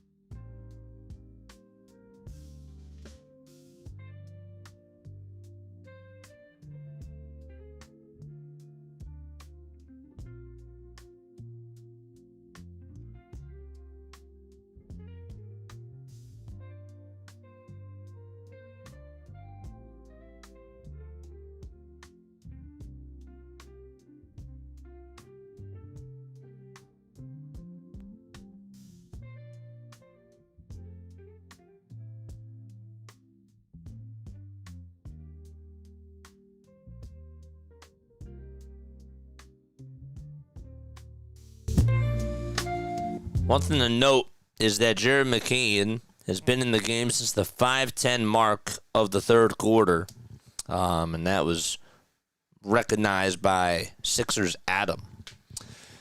And that's good. 22 points for Tyrese Maxey. He needs one more rebound to get a double-double.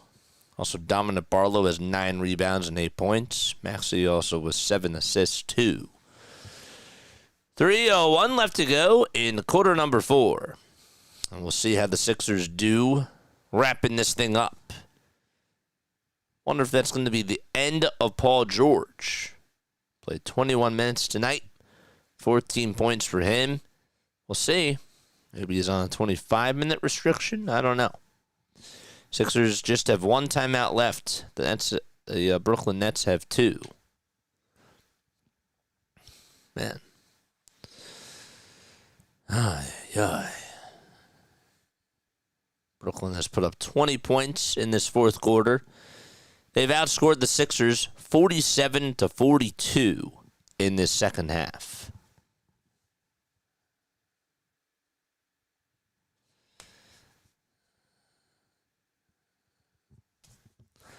Don't forget to like, don't forget to subscribe, and hit that thumbs up button for all your Sixers needs. Maxey throws it to Grimes. Hot potato to Barlow. One more to McCain. Another 3. Jared McCain knocks down another one. That was from the far corner. The first one that he hit in this quarter was from the near corner, and this time he ends up knocking it down on the other side. 108-95. Here's a 3, and that one is good by Clowney.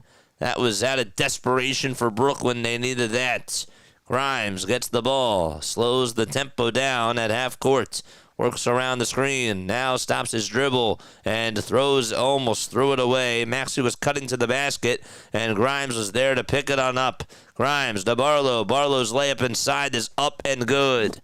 Thank goodness he didn't turn it over there. That was so close. More bad communication on the Sixers' end. It's now 110-98. My final score prediction is pretty darn close, says Scott. It really is, man. Here's another 3 by Brooklyn, and that one is good. And now it's a 9-point game. That was Demeen again. This guy has just been keeping the Nets in this game. He's been a pest that the Sixers have had to deal with today. Igor Demeen, 5 for 12 from downtown. Grimes with a dime to Bona, and Bona finishes at the rack with a 2-handed jam. It's now 1:40 left to go in the fourth quarter. Demeen on another drive to the basket, lays it up and lays it on in. He has made 6 of the last 7 buckets by the Brooklyn Nets, and has just been a one-man wrecking crew for them. 90 seconds left to be played in the fourth quarter, and the Sixers are in no particular hurry at all whatsoever. Grimes at the top of the key, stops his dribble, gives it up to Bona. Bona for a quarter 3, and a dem bonus saying good night to Brooklyn. Doesn't usually hit those. 115-103, and now 110 left to be played. That pretty much should be the dagger there. 108 left to go in the fourth quarter. And we have a stoppage in play. Nobody was guarding him. And Bona's like, you know what, I'm going to take it. And he actually swished it. I can't believe it. I cannot believe it. 13 points for Adem Bona. That's his first three-pointer of the season that he has made. Demeen over to Williams, and his three-pointer is way too strong. And it's rebounded by Claxton. Demeen, another three-point shot again. The banks are closed. He tried to bank it on in, and Adem Bona grabs his miss. And the Sixers are just going to milk this clock down. They're going to go on and win their 10th game of the season and have a 10-8 record. Grimes at the Barclays Center sign, takes it downhill, spins, turns, puts up a turnaround J. No, Bona's second dunk attempt that time is no good. Demeen pump fakes, fires up a 3, and he's human again. And the Sixers are going to win this game. And they're just going to dribble the rest of the clock down to 0. So that's going to wrap it up as the Sixers get their 10th win of the season. They're now 10-8, and the Brooklyn Nets are now 0-9 at home and 3-15 on the season as well. That's the Sixers' second win against Brooklyn. A lot to break down, a lot to talk about. But first, of course, play the damn song. Let's go. It's about time. 2 positive things happened today, so that's good. Let's go. Ring that bell.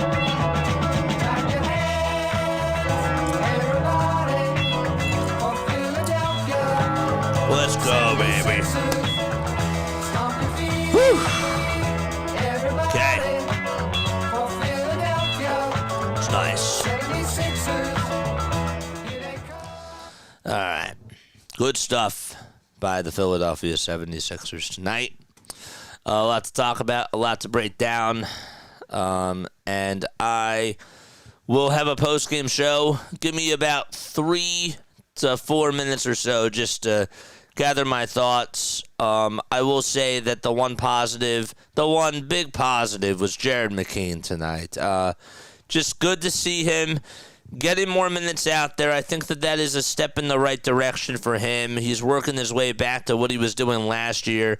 And with what Jared McCain provided last year, that was such a sight to see. He was facilitating the ball very well tonight, I thought. I also really liked how he was able to attack on offense. His layups looked really clean. His three-point shooting, some of the time it was not falling, but when it was falling, it really made a difference. And the defense has started to collapse in that fourth quarter after the timeout was taken by the Sixers. And Jared McCain just knocked down a nice 3, and then he hit one from the far wing, too. That was big to see as well. More to break down, though, when we do return for our post-game show, and I hope to see you guys then and there. Don't go anywhere. Nice win by the Sixers against the Brooklyn Nets. We'll be right back.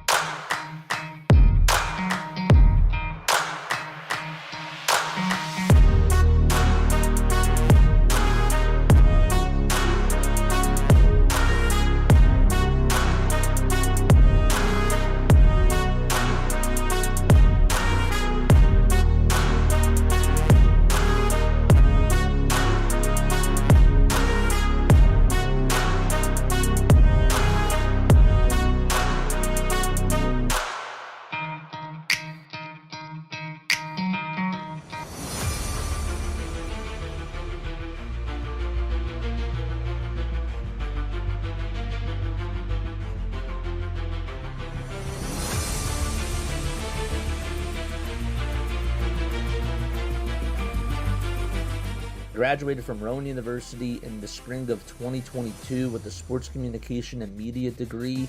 I got to actually call minor league baseball and G League basketball games while I was in school. And then I graduated, and as soon as I graduated, I went to NFL Films in Mount Laurel, New Jersey. And as much as I loved that experience, I miss putting on the headsets. I decided, you know what, talk is cheap. I have a laptop that's in my house, and so 21 months later, here we are, still on YouTube, calling games and building an incredible, loving community on here with the people that I call my Philly freaks with a capital P and a capital H. We go live for every single Phillies, Sixers, and Eagles game, and we do it like old school radio play-by-play style. I'm Jason Joseph, and this is Play-by-Play with JJ. I showed a swung on, barreled it out to right field. Bye-bye baseball. That baby is long gone.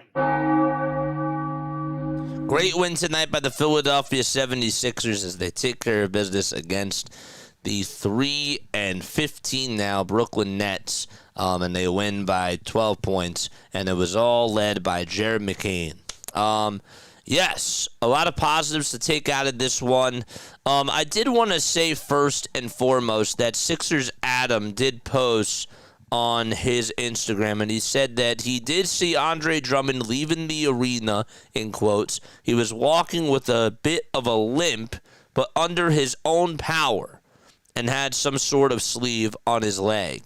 And that's big for me because you saw him getting wheelchaired back on into the tunnel. So the fact that he was walking under his own power is a positive sign to me. Again, we don't know how long he's going to be out and if he's going to miss the next game. I'm sure that we'll hear about that in the coming days or so. The Sixers next play on Sunday, and they'll take on the Atlanta Hawks. But this is all I got to say about this game. Jared McCain looks great. Jared McCain continues to get back to his old self, and I think that we can start. I don't know if I'm going to say that he's back, but his shot looks back for sure. And I really liked how Nick Nurse utilized him tonight. I thought that he played him a good amount of minutes and wasn't trying to force him to be out there. Now, obviously, Kyle Lowry did come on in for like 7 minutes or so. They didn't go to Eric Gordon today. They thought that, well, they went to Eric Gordon in the last game, and now they're going to go to Kyle Lowry in this one. But I thought that Jared McCain's minutes were maximized pretty well, and he made some really good plays on offense, and his defense was also really good too.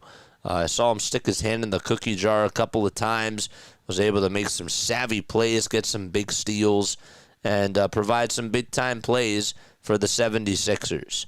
So that is a big positive tonight that I saw from the 76ers standpoint. Jared McCain looked like he was back to his old self. Adem Bona, good to have him back too. 4 blocks. He got into a little bit of foul trouble. The Sixers actually won a challenge. It would have been his 4th foul at the time, but he ended up it ended up being a turnover on Nick Claxton. But I thought that Adem Bona did a good job getting the ball rejected, but it ended up being a personal foul. I mean, it was not on Adem Bona at all. He didn't push him. Adem Bona got hit right in the face, and the refs missed that. But 13 points in 23 minutes for Adem, 6 rebounds. He did turn the ball over twice, but I thought that he was really physical. I thought that he was getting into a lot of his defenders' grills. I thought that offensively speaking that he played pretty well. Shot the ball very well from the field. He also hit a wide open 3 at the end, which was kind of funny. But yeah, good game by him. Another person that had a good game too was Paul George. 21 minutes for Paul George. Came out with a lot of poise. Definitely provided some turnovers in that first quarter. The Sixers just looked like they were in full control. The Nets just are not that good of a team.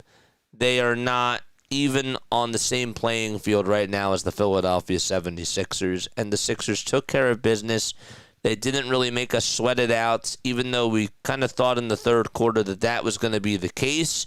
Ended up not happening.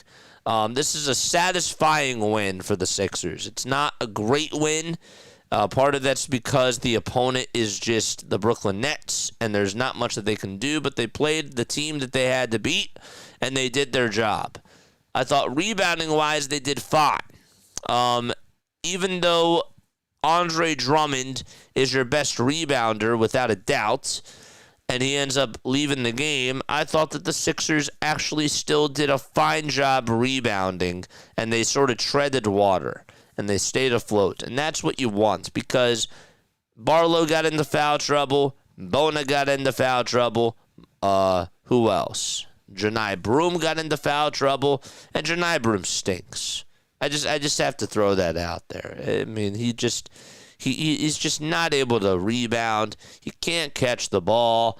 Even on offense at times, he kind of reminds me a little bit of Jahlil Okafor, where he can make layups, but he just cannot play defense whatsoever. It just sort of reminds me a little bit of Mo Bamba, and the fact that he just cannot jump up and he is that tall just to grab rebounds is just mind-boggling to me, and it's something that I just do not understand. But the Sixers survived at the backup center position tonight. And what I mean by backup is Dominic Barlow and Jabari Walker, another guy that also got into foul trouble too, and Janai Broom. But yeah, that's what the Sixers were forced to deal with. But overall, though, nice game. Tyrese Maxey, we'll get to him in a second. But the Sixers played a very good game tonight. Yeah. They shot the ball 90% from the line. Thought that in the fourth quarter they became a little bit more aggressive. The thing that really stood out to me tonight as well, another thing that sort of caught my eye. Quentin Grimes was literally two-faced tonight.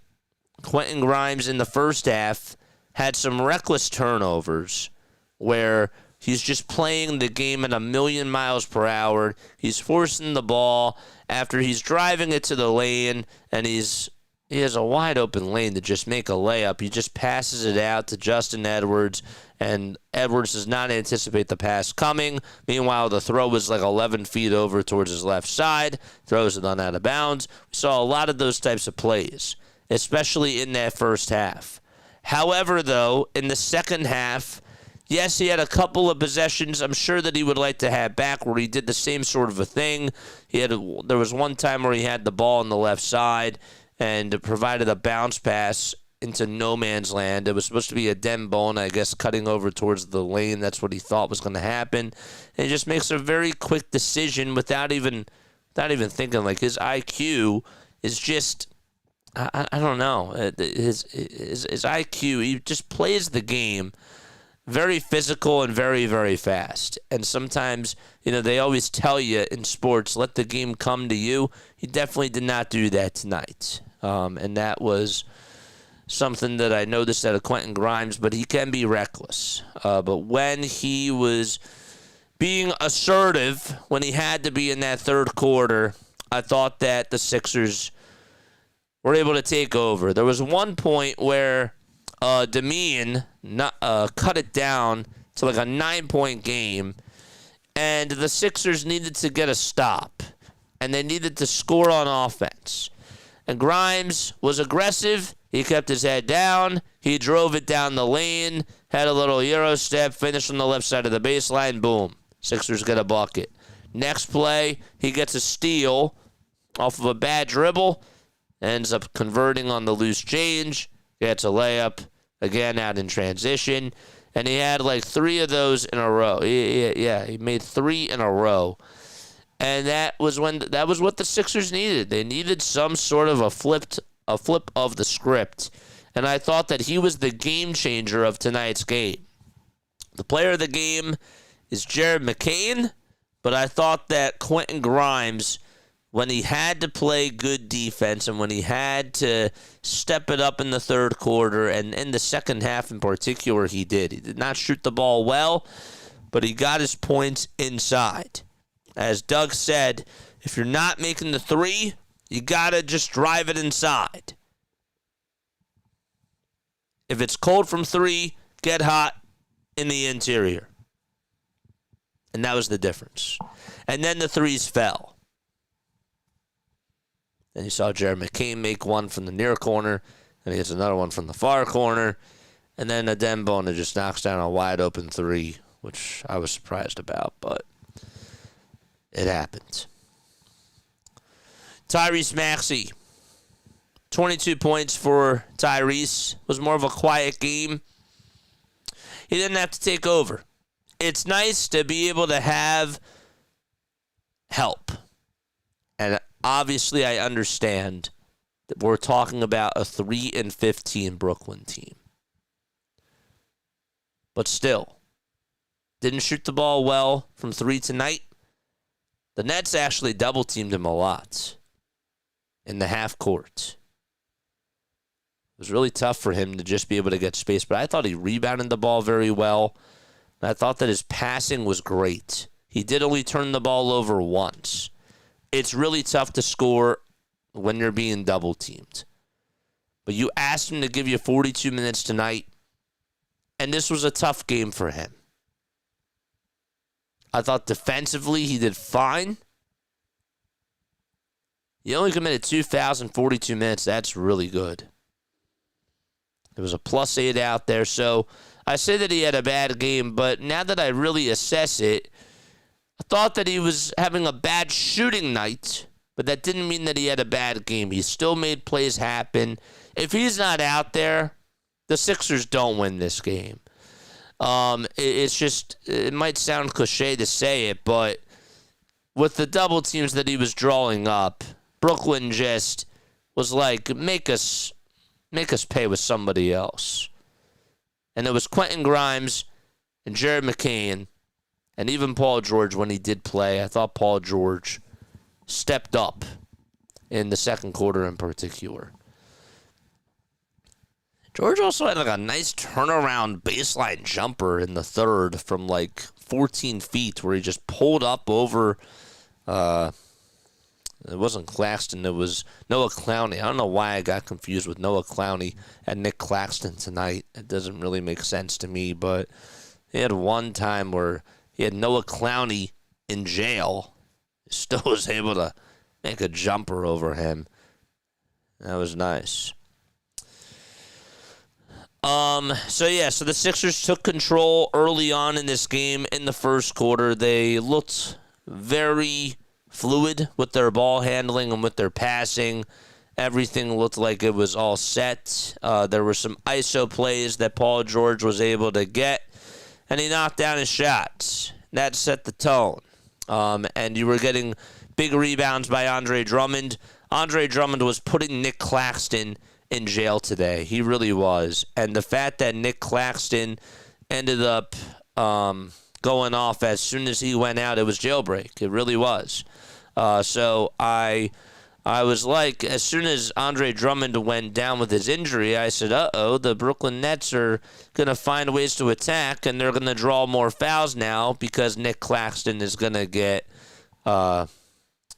guarded by Bona. I'm not saying that Bona's not a good defensive player, but now Bona, who's your backup center for tonight, now is your starting center, and you only have a certain amount of size. You're very limited because Dominic Barlow can only do so much, and Janai Broom is just not a good defensive player at all. So, but yeah, it ended up happening, and the Nets were able to cut the deficit, and then they provided points in that third quarter, but the Sixers, they neutralized. What ended up happening was they neutralized Nick Claxton, and what they did was they trapped in the half-court sets, and Quentin Grimes actually played lockdown defense along with Jared McCain when they were giving the ball to the guards like Tyrese Martin. And as soon as they got blitzed, well, Nick Claxton was not going to be able to score because he wasn't going to get the ball down low. because now he has to come up for the ball because Tyrese Martin is being put in jail by his defenders. So that's really what ended up happening, and I thought that was a good I thought that Nick Nurse did a good job at figuring that out going on into the fourth quarter, and he made the right adjustments. 43 minutes from Quentin Grimes and 42 from Tyrese Maxey. It's a lot of minutes, man. I just hope that he's not going to continue to run these guys into the ground. But that's something just to sort of keep your eye on as the season goes on. When's fatigue going to settle on in? Will it settle in for Tyrese Maxey? I don't know. I hope not, but he's playing very well. And it's a treasure to watch this guy. It's a pleasure and also a treasure watching this guy play basketball. There wasn't really much that they could do to really convince me that they are back, if you will, after this game. You're missing VJ Edgecombe. You're missing Joel Embiid. And Paul George is on a minutes restriction. There's still no Kelly Oubre. You just got Adembo in the back. And now Andre Drummond might be out for a little bit of time. So it's just, again, this is the squad. You just never know who's going to play. You're going to get a mixture of so many different lineups. And at this point, it's just whoever they throw out there is whoever's available. And it sounds sad. Sounds tough to sort of accept that, but it is what it is. But yeah, that's pretty much all I got. Not really much. I can't really assess much else. They didn't really shoot the ball well from three. The Brooklyn Nets started to get hot in the third quarter. Then they just got really cold. And Demeen then started to go on a heater again from three. And then he was neutralized and humanized, if you will. Came back down to earth. And, yeah. So, 18 turnovers for the Brooklyn Nets. That was the difference of this game, I thought. Sixers, give them credit. But the Nets also played sloppy ball, too. It goes both ways. So, but yeah, so overall, very good from Jared McCain. Very happy with the production that he provided. Tyrese Maxey, good playmaking stuff tonight. Played a very athletic game. Made an impact in a lot of ways. Maybe not always on offense when he's getting blitzed and double-teamed. But he still made plays happen. And they don't win this game without Tyrese Maxey. So, we'll see what they do against the Atlanta Hawks. We'll see how things go. I think that this is going to be, I'm not going to call it a test, but I would really like to see how they fare up against them because that's a team that plays very fast. That's a team that has very good guard play. Of course, Trae Young makes a big impact, but Jalen Johnson, at the age of 23 years old, at the forward position, averaging 9.5 rebounds per game. He's also a really good playmaker as well. 7 assists per game and 21.5 points. How do they do against him is something that I'm going to be interested in seeing. The Hawks have a very high-powering offense. I don't know how good the Sixers defense will do. We also don't know who's going to be available for Sunday's game. But it'll be a fun test to sort of see what they can do against the Atlanta Hawks. So, any thoughts before I do go? I don't know. Let's read some chats. If there's any chats on here, I don't think that there are. They played a team with 2 wins. There was opposition to the 76ers. Eagles, but 76ers and Flyers won, so great night, I'd say. So, yep. Family time was good yesterday. Thanks for asking, my friend. It was great. We had a very nice Thanksgiving. If that's it though, I'm gonna just going to wrap it up. I don't really have much else to say. Maybe we'll take phone calls on Sunday. Yeah, that's all. I'm going to sign off. That's it for me. Lila Tove, Sixers will be back in action on Sunday against the Atlanta Hawks. That game will be at 6 o'clock. I'll have you covered for that game. And I'll catch you all on the next one. Good win.